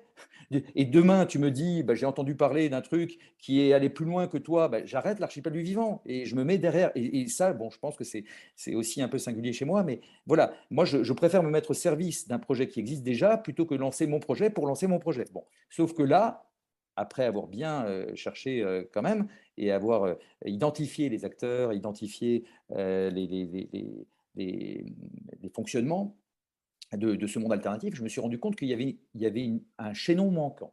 Voilà. Et donc, dans peut-être le centre vide de l'archipel, c'est qu'à un moment donné, et c'est sans aucune velléité non plus à ce que l'archipel du vivant coiffe un ensemble de choses. C'est juste que l'archipel du vivant soit un fluide, un catalyseur, et donc les trois projets, enfin, les trois, on va dire, les trois étapes du projet. Je vais te les présenter, je vais vous les présenter. Mais juste pour dire un peu au-dessus, c'est que notre vision, c'est effectivement un monde nouveau qui soit respectueux du vivant, et ça c'est juste la priorité absolue, voilà, respectueux du vivant, toutes les formes de vie. Deuxièmement, libéré de tout rapport de domination. Et troisièmement, réellement démocratique. Et on en est évidemment très très loin et de plus en plus avec ce qu'on vit aujourd'hui. Et donc, la mission de l'archipel du vivant, c'est de faciliter ou de développer plutôt la résilience et de favoriser la coopération entre tous les acteurs locaux pour justement les mettre en réseau et préparer, anticiper les chocs systémiques liés à l'effondrement. C'est-à-dire que nous, dans chaque biorégion, ou plutôt dans chaque territoire, on va aller à la rencontre des acteurs, on va les inviter à se mettre en connexion, mais beaucoup plus poussée que ce qui peut exister aujourd'hui, avec et ça c'est le sentiment d'urgence qu'évoquait Nadège tout à l'heure, et effectivement qui m'anime moi au plus profond, c'est de se dire que la première brique ou la première étape, ce serait de se mettre d'accord déjà sur, ben voilà, qu'est-ce que l'on fait, qui agit, comment on se répartit les rôles si demain, rupture d'approvisionnement alimentaire, si demain il y a une coupure électrique, un blackout, si demain il y a une pénurie énergétique, si demain il y a des migrants climatiques, politiques qui arrivent massivement, entre un éco-village, entre un écolieu, entre une ferme bio, ben voilà, moi j'ai des lits de camp, moi je peux accueillir, moi je peux donner de la nourriture parce que j'en produis en excédent par rapport à ce dont j'ai besoin. Voilà, c'est déjà d'anticiper l'ensemble de ces chocs à l'échelle d'un territoire entre îlots, entre acteurs, et en créant de l'interdépendance. Et dans un deuxième temps, parce que ça c'est la troisième étape du projet de l'archipel du vivant, viser l'émancipation par rapport à l'État-nation. Voilà. Donc première étape de l'archipel du vivant, c'est le site web, qui est un site ressource. Ça non plus, ça n'existait pas. Il y avait Transiscope d'un côté, il y avait la coopérative Oasis de l'autre, il y avait plein de choses, mais il n'y avait pas un endroit où on trouve l'ensemble des informations. À la fois des annuaires d'acteurs, mais aussi des fiches pédagogiques pour savoir ce qu'est l'effondrement, ce qu'est la résilience, ce qu'est le municipalisme libertaire, ce qu'est l'écologie profonde, comprendre que c'est quoi une véritable démocratie. Et là, je viens d'écrire sur les biorégions pour présenter aussi le biorégionalisme. Et puis des kits pratiques, comment se débrancher du système, comment se mettre au low-tech. Enfin, bon, voilà. Et puis des listes de formation pour se reconnecter, tout ce qui relève du travail qui relie de Johanna Messi, mais aussi la permaculture, les jardins-forêts, la vie sauvage. Enfin, voilà. On a essayé d'avoir un site complet qui agrège l'ensemble des informations utiles.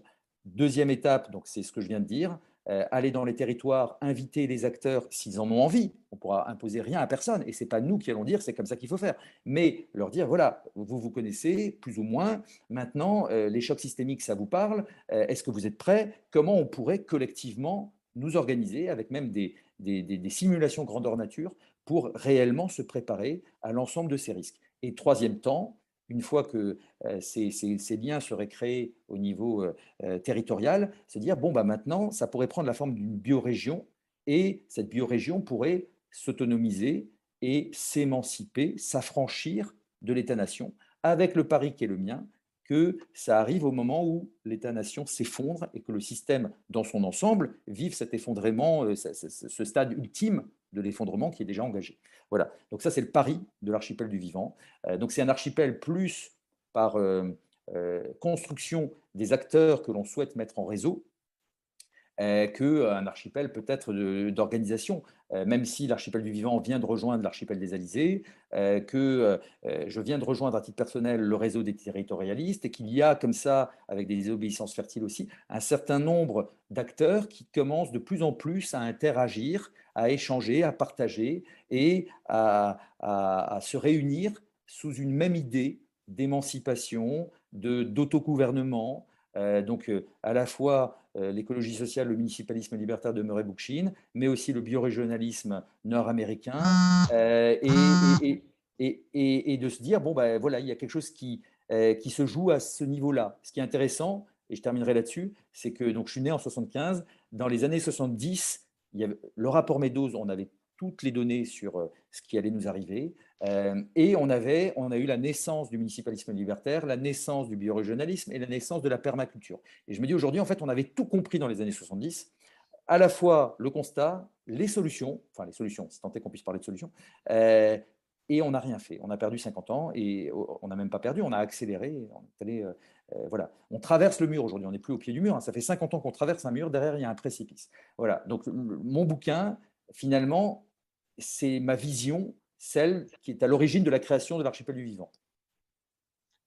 D'accord, merci Jean-Christophe. J'ai quelques éléments pour finir et puis après ça on passera à la phase de dialogue avec les gens qui sont présents.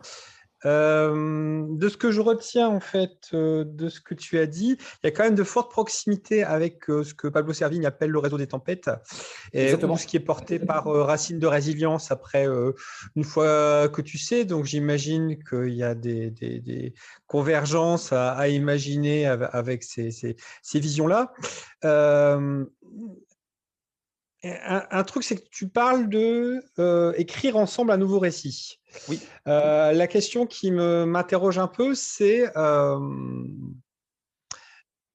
comment on fait une écriture collective, sachant que tout le monde apporte sa chose et qu'on peut aussi être en désaccord avec un certain nombre de choses. Par exemple, tu évoques la question démocratique. Adaptation radicale, par exemple, on ne fonctionne pas en mode démocratique, on est sociocratique. Et la sociocratie n'est pas une forme de démocratie, c'est une forme alternative de gouvernance. Et il existe un certain nombre de formes alternatives de gouvernance qui ont leur légitimité, leur spécificité. Et du coup, le fait d'utiliser des mots comme démocratie, ça peut interroger, notamment parce que certains mots peuvent être fédérateurs et certains mots peuvent être clivants. Et il faut savoir si on clive aux bons endroits et si on fédère aux bons endroits. Ou par exemple, ce que tu dis par rapport à l'État, ça se discute entièrement, pour le coup, la question du rapport à l'État, et que c'est quelque chose qui est assez structurant aussi dans la manière dont on peut voir un rapport à l'État, et on s'en rend bien compte que ce qu'on perçoit du fonctionnement de l'État peut beaucoup déterminer des identités politiques. Du coup, un peu comment tu imagines cette écriture collective par rapport à un certain nombre d'enjeux sensibles qui ne sont pas forcément si évidents que ça, même si toi, tu as tes convictions et que tu les portes, mais dans la logique fédérative, comment on fédère à partir de désaccords ou de nuances ou de manières de vouloir réécrire? Comment tu imagines ça? Oui, alors deux choses quand même, mais enfin, dans ta question, je vois deux éléments. Déjà, écrivons ensemble un nouveau récit. Pour sauver la vie, c'est pas accessoire, mais quand même, c'est que il y a écrivons ensemble. Alors écrivons ensemble, ça ne veut pas dire 8 milliards d'individus. Hein. Ça veut dire que collectivement, localement, à l'échelle de biorégions, chaque biorégion pouvant écrire quelque chose de complètement différent. Moi, j'ai deux sources d'inspiration, trois, on va dire, trois grandes sources d'inspiration que je partage dans ce nouveau livre. La première, c'est le Rojava. La deuxième, le Chiapas. Alors après, historiquement, je pourrais dire premièrement Chiapas, deuxièmement Rojava, et troisièmement Notre-Dame-des-Landes. Voilà. C'est-à-dire qu'à un moment donné, il y a des capacités comme ça aujourd'hui, et il y a quelques expériences réellement. Notre-Dame-des-Landes, c'est très singulier, mais ça fait quand même 10 ans que ça existe. Le Rojava, 2014. Le Chiapas, ça fait quasiment 20 ans maintenant, où on a sur des petits territoires, à une échelle qui correspond à l'échelle qui sera sans doute la nôtre demain dans un cas de pénurie énergétique et de localisation à la fois de nos activités économiques, de nos capacités de transport et de voilà, c'est que on a visé la mondialisation et aujourd'hui on va se recentrer sur des territoires beaucoup plus contraints, circonscrits. Et donc, c'est pour ça aussi que je ne crois plus du tout à l'État-nation hein, et que je crois encore moins à la construction européenne. Et puis, de toute façon, dans l'essence même de l'anarchisme et du biorégionalisme, qui est un courant anarchiste, comme d'ailleurs le municipalisme libertaire, c'est la remise en question à la fois de l'État-nation, des métropoles, des grandes villes, voilà, donc de toutes ces constructions arbitraires humaines, sachant que la biorégion, c'est se rapprocher du bassin versant, se rapprocher de délimitations qui ne sont pas figées, mais qui sont plus proches du vivant, avec une harmonie écosystémique, une harmonie biologique. Et il se trouve que sur ces territoires, il y a des humains qui vivent. Voilà, et c'est aussi un récit politique. Donc là, je précise juste sur le récit, parce que ça, c'est vraiment super important. C'est que écrivons ensemble un nouveau récit, ça veut dire écrivons, ça veut aussi dire vivons-le, en fait, éprouvons-le, c'est pas juste l'écrire. Et pourquoi j'ai dit écrivons ensemble un nouveau récit? c'est aussi qu'il y a aujourd'hui beaucoup de personnes, Cyril Dion et d'autres, qui appellent à écrire de nouveaux récits. Voilà. Moi, il ne s'agit pas juste de l'écrire, hein. Et pourquoi, et là je rejoins entièrement Arthur Keller, avec qui on est souvent aligné, si tout le monde se met à écrire des récits, on va avoir une confusion de récits. Et Arthur Keller le dit très bien, il y a des personnes qui écrivent très bien, mais qui n'ont pas appréhendé la situation, la gravité de la situation écologique et la systémie de l'effondrement dans lequel nous nous trouvons aujourd'hui, et qui vont du coup ne pas avoir le meilleur discours. D'autres personnes qui ont très bien appréhendé ça, mais qui sont incapables de raconter une histoire qui embarque, qui engage. Et quelque part, on n'aura jamais non plus à notre disposition la puissance extraordinaire dont a profité le récit dominant actuel à la sortie de la Seconde Guerre mondiale, où ce récit a profité de leviers incroyablement puissants que sont d'un côté les médias, de l'autre Hollywood et la publicité. Donc à un moment donné, si le récit dominant actuel qui est désirable pour le plus grand nombre s'est imposé, c'est qu'il était porté par tous ces acteurs. Nous, aujourd'hui, dans l'écologie alternative, on aimerait que, je sais pas, une centaine de nouveaux récits s'écrivent, mais on n'aura jamais la possibilité d'embarquer tout le monde sur des récits, surtout si on ne se met pas d'accord sur la finalité, que ces récits doivent raconter une seule et même histoire. Donc moi, je suis parti du principe que cette histoire, on doit la raconter nous, en fait.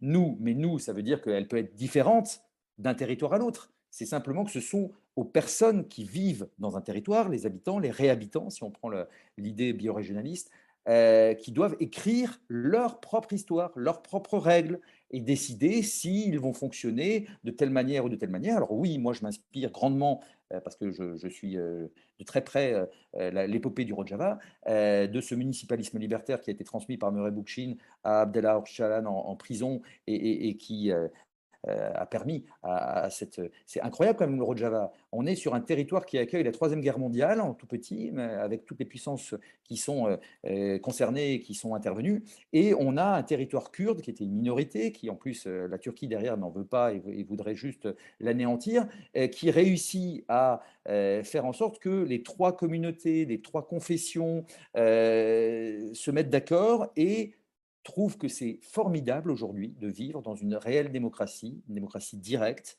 avec une égalité femmes-hommes, et qu'ils n'imaginent même pas comment il pourrait en être autrement, alors que voilà, il fonctionne de manière purement démocratique. Et donc, ça ne veut pas dire que c'est forcément le modèle pour tout le monde, hein. Moi, je propose des choses. Après, chaque biorégion pourra construire sa propre... voilà. Mais c'est vrai que le municipalisme libertaire, avec au-dessus, mais ce n'est pas au-dessus hiérarchiquement, c'est juste qu'on a le confédéralisme démocratique qui permet aux biorégions, sur certains sujets, d'avoir des représentants révocables et qui sont réellement des représentants et qui ne sont pas juste légitimes parce qu'ils sont élus. Mais on a cette idée de mettre en commun certaines choses entre plusieurs biorégions. Donc voilà, l'idée de l'archipel du vivant, c'est de créer une dynamique comme celle-là, inspirée du Rojava, du Chiapas, voilà, et que les biorégions que nous pourrions co-créer peut-être avec le réseau des territorialistes, avec la Société écologique du post-urbain, avec l'archipel des Alizés et autres, inspirer demain des Ghanéens, des Burkinabés, des Chiliens, des Japonais, des Russes, enfin voilà, et que des personnes se disent waouh, il y a des fous et des folles qui en France ont commencé quelque chose, mais en France on parlera même plus de pays demain, qui à cet endroit-là du globe ont cru qu'il était possible de s'autogouverner, de s'autogérer. Voilà, moi, je parle d'utopie éclairée aussi parce qu'à un moment donné, j'aime bien la phrase choc de Théodore Monod qui dit l'utopie, n'est pas l'irréalisable, mais l'irréalisé. Et en fait, là aussi, hein, comme on est souvent tributaire de la novlangue qui pervertit et qui dévoie le sens de tous les termes, c'est que l'utopie à l'origine, c'est quand même un rêve, un désir, et c'est quelque chose qui peut exister, hein. D'ailleurs, chaque idée, c'est Schopenhauer qui dit ça, passe souvent aux trois étapes. La première, c'est qu'elle est ridiculisée. La deuxième étape, c'est qu'elle subit une forte opposition. La troisième, on considère qu'elle a toujours existé et qu'elle est logique. Ben moi, je suis persuadé aujourd'hui que la seule utopie éclairée, c'est pas de nous envoyer sur Mars ou à la conquête de l'espace, c'est pas de poursuivre la croissance infinie, c'est d'imaginer quelque chose qu'on n'a jamais fait en fait. Et de se dire, bon, ben maintenant, on fonctionne autrement. On pense d'abord vivant avant de penser nombril humain, parce que c'est la seule et unique façon qu'on ait une toute petite chance de sauver l'espèce humaine, c'est en préservant les autres espèces. Et c'est pour ça d'ailleurs que le climat, si on s'attaque uniquement au climat, c'est le meilleur moyen de continuer de tout dézinguer par ailleurs. Désolé, mais je fais des petites parenthèses. Et du coup, voilà, écrire ce récit, ça appartiendra à chacune des personnes. Il y a une expérience formidable aussi qui s'est jouée en Islande il y a quelques années, où la Constitution a été réécrite par un pool de citoyens. Enfin, il y a mille et une façons de réécrire une histoire, mais c'est surtout de ne pas juste l'écrire par un Damasio, par un Servigne, par un Jean-Christophe Anna. C'est aux personnes qui vivent à un endroit d'écrire leur propre histoire et de la vivre Merci sans plus rien Jean-Christophe. attendre. Voilà. Voilà, on va. C'est dur de te couper, mais je pense que c'était le bon moment. On passe à une phase de questionnement. Il y a un certain nombre de questions qui sont enregistrées. Allô SVP, Nadège. Nadège, tu as des questions enregistrées? Oui. Standard. Ah, écoute, merci, merci. Alors Jean-Christophe, déjà, vraiment, c'est super parce que du coup, tu foisonnes et tu nous fais penser à beaucoup de choses. Je vais passer la parole à Carmen. Carmen, si tu veux bien prendre la parole pour poser ta question. Oui, merci Nadège. Bon, merci déjà Jean-Christophe, c'était passionnant. Bon, alors voilà, je voulais dire que tu as beaucoup de passion dans ce que tu exprimes, beaucoup d'énergie aussi. Tu parlais de colère, alors je sais qu'il y a beaucoup d'énergie dans la colère, mais ma question, parce que tu as parlé d'un burn-out que tu as fait, et je pense à ce qui est quand même assez courant, l'épuisement des gens qui s'investissent autant que toi. Parce que bon, j'avais posé une question sur l'archipel du vivant parce que je ne connaissais pas vraiment. J'ai acheté ton livre, mais je ne l'ai pas encore lu, le premier en tout cas. Je ne sais pas si tu as beaucoup de soutien, si tu trouves du soutien, ça peut me donner l'impression par moment que tu es un peu seul à porter ça, mais c'est sûrement pas le cas. Enfin, j'espère en tout cas, parce que ça me semble tellement énorme, tellement ambitieux. Tu dis toi-même sauver le monde. Voilà. Bon, donc je me demandais comment tu trouves cette énergie à part la colère et comment tu te ressources, comment tu trouves du soutien, parce que ça me semble absolument nécessaire pour tenir à la distance. De ne pas s'effondrer personnellement déjà. Alors, tu parlais de méditation, de faire du yoga, tout ça, mais est-ce que tu arrives quand même à gérer tout ça en fait? Parce que j'entends d'une vie aussi assez compliquée avec des enfants, enfin voilà. Bon, moi, qui suis à la retraite, qui suis déjà débordée par mes quelques activités quotidiennes, je sais bien que tu es un peu plus jeune, mais quand même. Donc voilà, c'est toutes mes questions par rapport à ça, parce que je trouve que c'est tellement important de voir tellement de gens investis et puis finalement qui craquent en fait, qui ne respectent pas leurs limites aussi. Et donc voilà, ce serait ma question. Merci. Merci Carmen. Alors c'est une question qui me fait très plaisir parce que ça vous permettre de me connaître encore un peu mieux. Alors oui, la colère m'a animé un temps. Aujourd'hui, je suis plus du tout en colère. J'ai même lâché prise complètement, même par rapport à mes proches, où là j'avais peur pour eux plutôt que pour moi, parce que moi je crains pas grand-chose et ma vie a peu d'importance. J'essaie juste de la consacrer au bien commun et de faire tout ce que je peux pour mes enfants et pour l'ensemble du vivant, quelque part. C'est pas moi qui vais sauver le vivant, hein, évidemment. Hein. C'est simplement, je fais partie des personnes qui essayent de faire quelque chose pour préserver la formidable richesse de ce vivant. Donc moi, la colère, c'est plus vraiment quelque chose qui m'anime, même si ça peut animer et ça peut permettre d'avancer, clairement. Après, ça peut être dangereux aussi dans un second temps, mais la colère a quand même c'est un moteur, quoi. Aujourd'hui, non, moi j'ai plutôt un désir très fort et une forme de mission, une mission de vie que j'ai choisi d'embrasser, puisque vraiment j'ai tout abandonné à côté. Et puis aussi le fait de me dire, bon ben voilà, peut-être une mission par rapport à tous ces visionnaires des années 70, qui est la décennie qui m'a vu naître, et je me dis, bah, tiens, peut-être qu'il y a un flambeau à reprendre, alors sans aucune prétention, mais en me disant, bon, bah, leur vision était belle, elle n'a pas pu réellement prendre corps et se réaliser comme ils l'auraient sans doute souhaité, et qu'il faut des folles et des fous aujourd'hui. Après, reste à savoir qui sont les folles et les fous, hein, parce que les folles et les fous, ce sont aussi ceux qui nous font traverser le mur aujourd'hui, ou qui nous vantent la possibilité d'aller nous extraire de notre planète pour aller en dézinguer d'autres. Mais en tout cas, voilà, donc l'énergie, je l'ai. Oui, forcément, je peux avoir tendance à tirer sur la corde et quelque part, ça me joue des tours. Donc là, je sais aussi que avec tout ce qui m'est arrivé dernièrement, cet été, je me suis ressourcé, j'ai pris le temps justement pendant ces 2 mois d'accepter, d'accueillir la difficulté que j'avais, ce moment de moins bien, et qu'à chaque fois, j'en sors grandi. Maintenant, il ne s'agit pas non plus de les multiplier. Donc là, j'ai un cycle, c'est tous les 6 ans qu'il se passe quelque chose dans ma vie, donc je vais essayer de faire attention. Et surtout de ne pas perdre de vue tout ce que j'avais mis en place après mon burn-out, que je remets en place depuis quelques mois et que j'avais oublié les 3 dernières années. C'est-à-dire que les 3 dernières années, je ne faisais plus suffisamment, en tout cas de yoga, je méditais moins, j'étais de nouveau happé un peu trop par les écrans, sans doute. Et donc là, j'essaye vraiment, vraiment, vraiment de faire beaucoup de pauses, d'écouter mon corps tout le temps et d'y arriver dans la durée. C'est-à-dire que j'ai aussi initié quelque chose que j'avais jamais fait, c'est un travail avec une psychologue. Alors moi, j'allais voir des psys quand j'étais pas bien, mais une fois que j'allais mieux, je les consultais plus.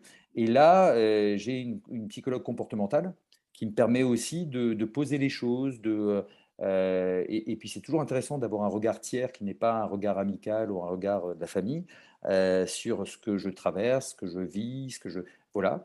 Et donc j'essaie de prendre de plus en plus de recul, de gagner en sagesse par rapport à tout ce que je fais. Alors après, pour répondre à ta question sur l'énergie et le collectif qui est peut-être derrière moi, à un moment donné, l'archipel du vivant, alors, on n'est pas encore très connu, j'ai eu quelques interviews, et puis il y a eu une trentaine de personnes, celles qui apparaissent sur le site, qui se sont de près de loin intéressées au projet, qui ont commencé à contribuer, à écrire une partie du contenu du site, à nous mettre en réseau avec d'autres personnes.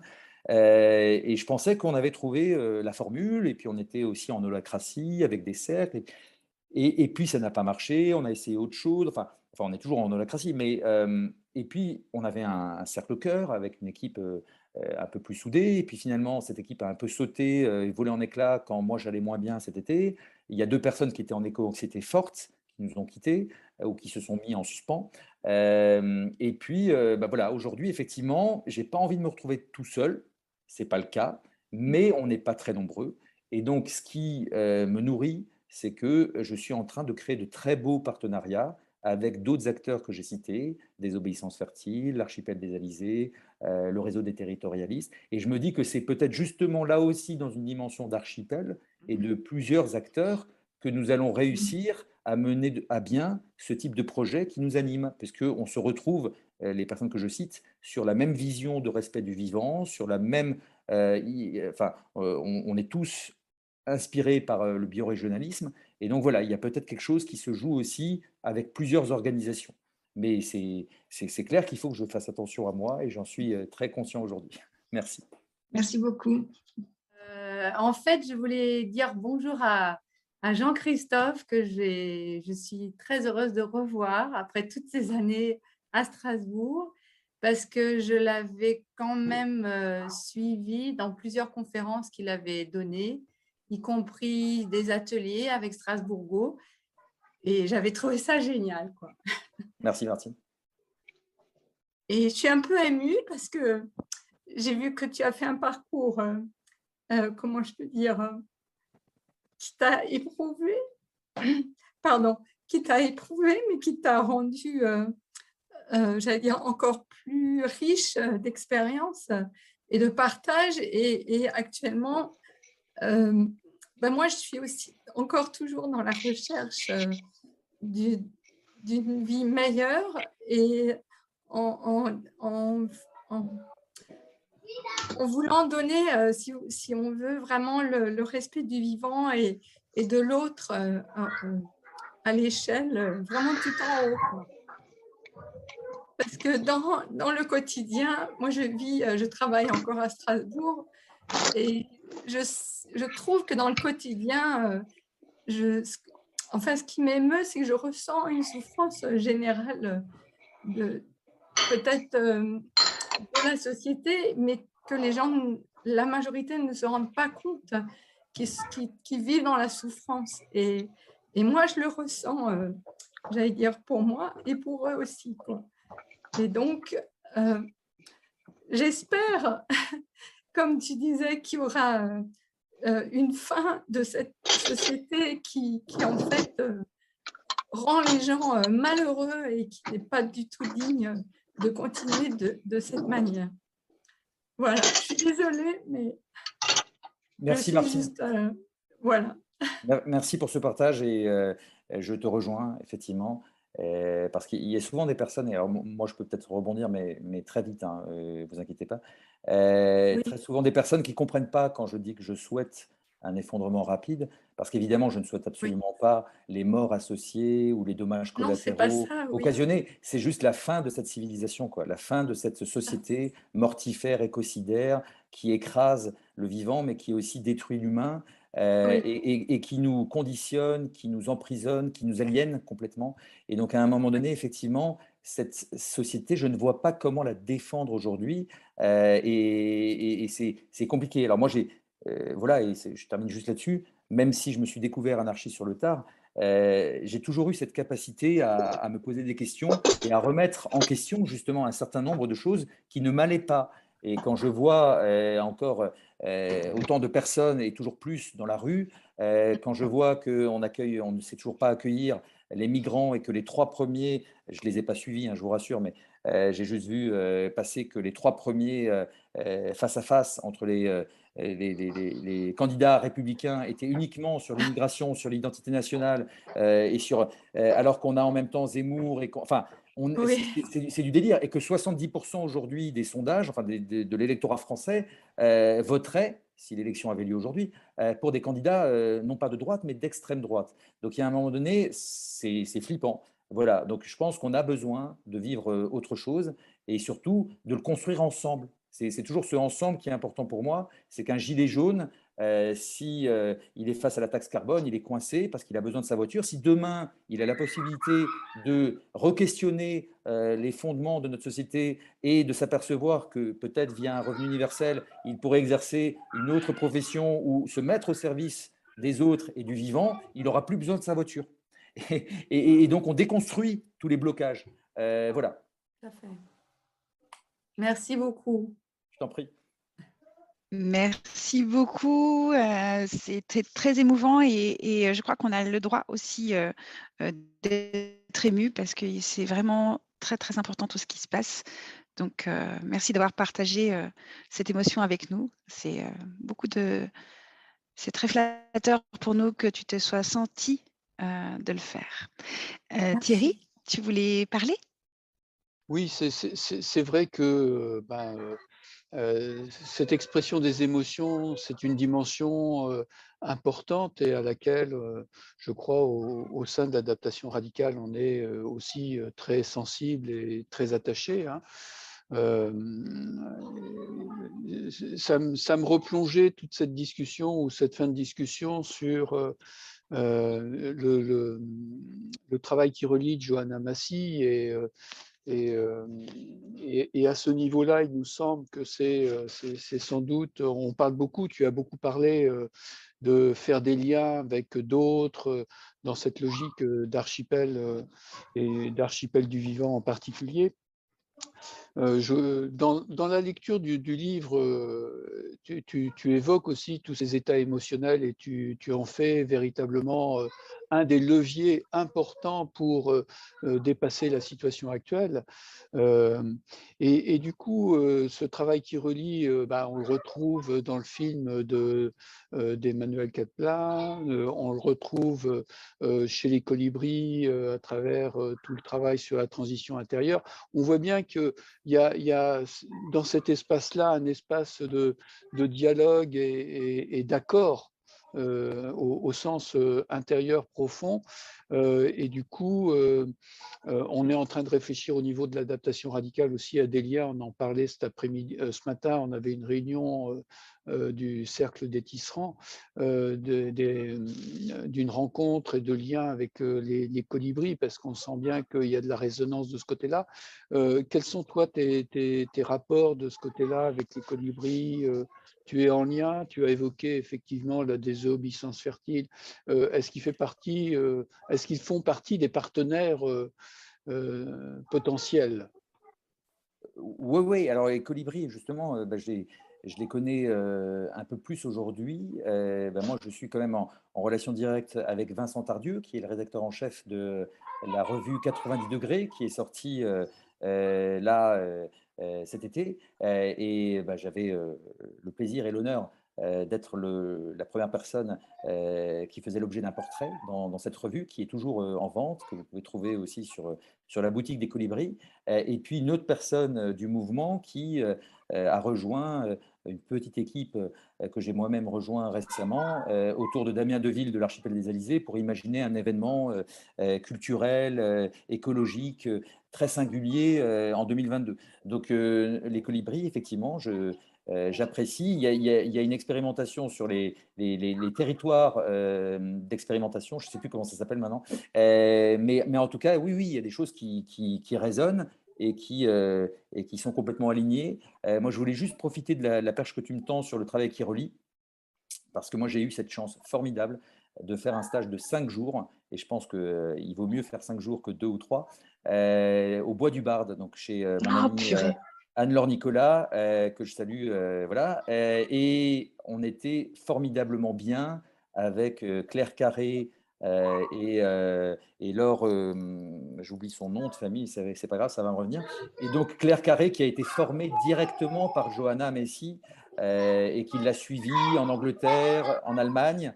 Et donc une personne formidable. Et donc c'est un voyage, c'est une expérience unique hors de l'espace-temps, où on dialogue et on échange avec des descendants, des ascendants, où on va à la rencontre d'un être dans les bois, où à 2, 3, 4, on se confie comme on ne le fait jamais dans une vie finalement, en faisant totalement confiance aux personnes qui vivent la même expérience au même moment et avec une profondeur extraordinaire. Donc l'écologie profonde d'Arnès et de Johanna qui est vraiment quelque chose de puissant, où justement, là je m'y retrouve complètement aussi, hein, l'archipel du vivant, c'est pas pour rien que je l'ai appelé comme ça, c'est que l'écologie profonde, donc il y a les dimensions intérieures qu'on a évoquées, mais c'est aussi d'accorder à toute forme de vie sur Terre la même importance et une valeur intrinsèque, quel que soit le caractère utilitaire que pour en faire un être humain, puisque très souvent les espèces animales, malheureusement,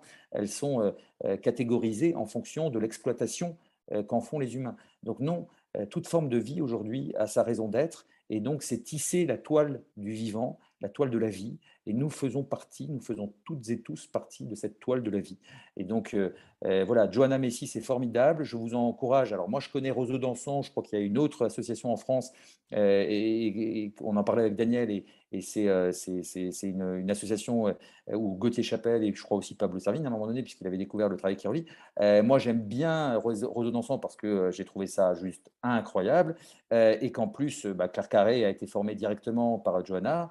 Donc voilà, donc c'est super chouette. Maintenant, le travail qui relie, voilà, toutes les personnes qui se posent ces questions, qui sont en éco-anxiété, qui sont éveillées par rapport au sujet qu'on a évoqué ce soir, faites-vous ce cadeau, parce que c'est un formidable cadeau, que moi j'ai l'une de mes amies avec qui on l'a fait, qui en a fait un deuxième et aujourd'hui a suivi la formation en Espagne. Et moi, c'est sûr que je vais au moins en vivre un deuxième. Alors, formation, j'ai trop de choses avec l'archipel du vivant, mais ça me plairait aussi. C'est que c'est extraordinaire. C'est extraordinaire, c'est unique, ça se vit en fait. Même ce que je vous raconte, c'est anecdotique par rapport à ce que c'est réellement. Voilà, c'est dingue. Donc, il faut le faire, il faut le vivre. Merci Jean-Christophe, je crois que c'était là une bonne conclusion. Qu'en penses-tu, Nadège? Mais écoute, je trouve que terminer sur le travail qui relie, franchement, c'est fort. On l'aurait prévu, on n'y serait peut-être pas arrivé. Donc, c'est tellement ce qu'on vit, en fait. L'adaptation radicale, c'est plein de gens différents, mais qui essayent de faire du lien. C'est de se comprendre, de s'écouter. On n'y arrive pas toujours, mais en tout cas, on essaye de tout cœur et c'est déjà quand même Une bonne chose. Jean-Christophe, vraiment, merci infiniment. Je recommande la lecture de tes livres parce qu'ils ouvrent des questionnements, même si les réponses, c'est à nous de les apporter. Je crois qu'il y a beaucoup de choses dans nos mains, même s'il y a des choses qu'on ne contrôle pas. En tout cas, ne rien faire n'est pas une solution. Merci à toutes et à tous. Je vous souhaite une excellente fin de soirée. Merci d'avoir été présents. Merci d'avoir été bienveillants les uns avec les autres. Et à très vite pour les prochaines rencontres de l'adaptation radicale. Merci. Au revoir tout le monde. Merci à tout le monde. Merci Jean-Christophe. Au revoir. Au revoir.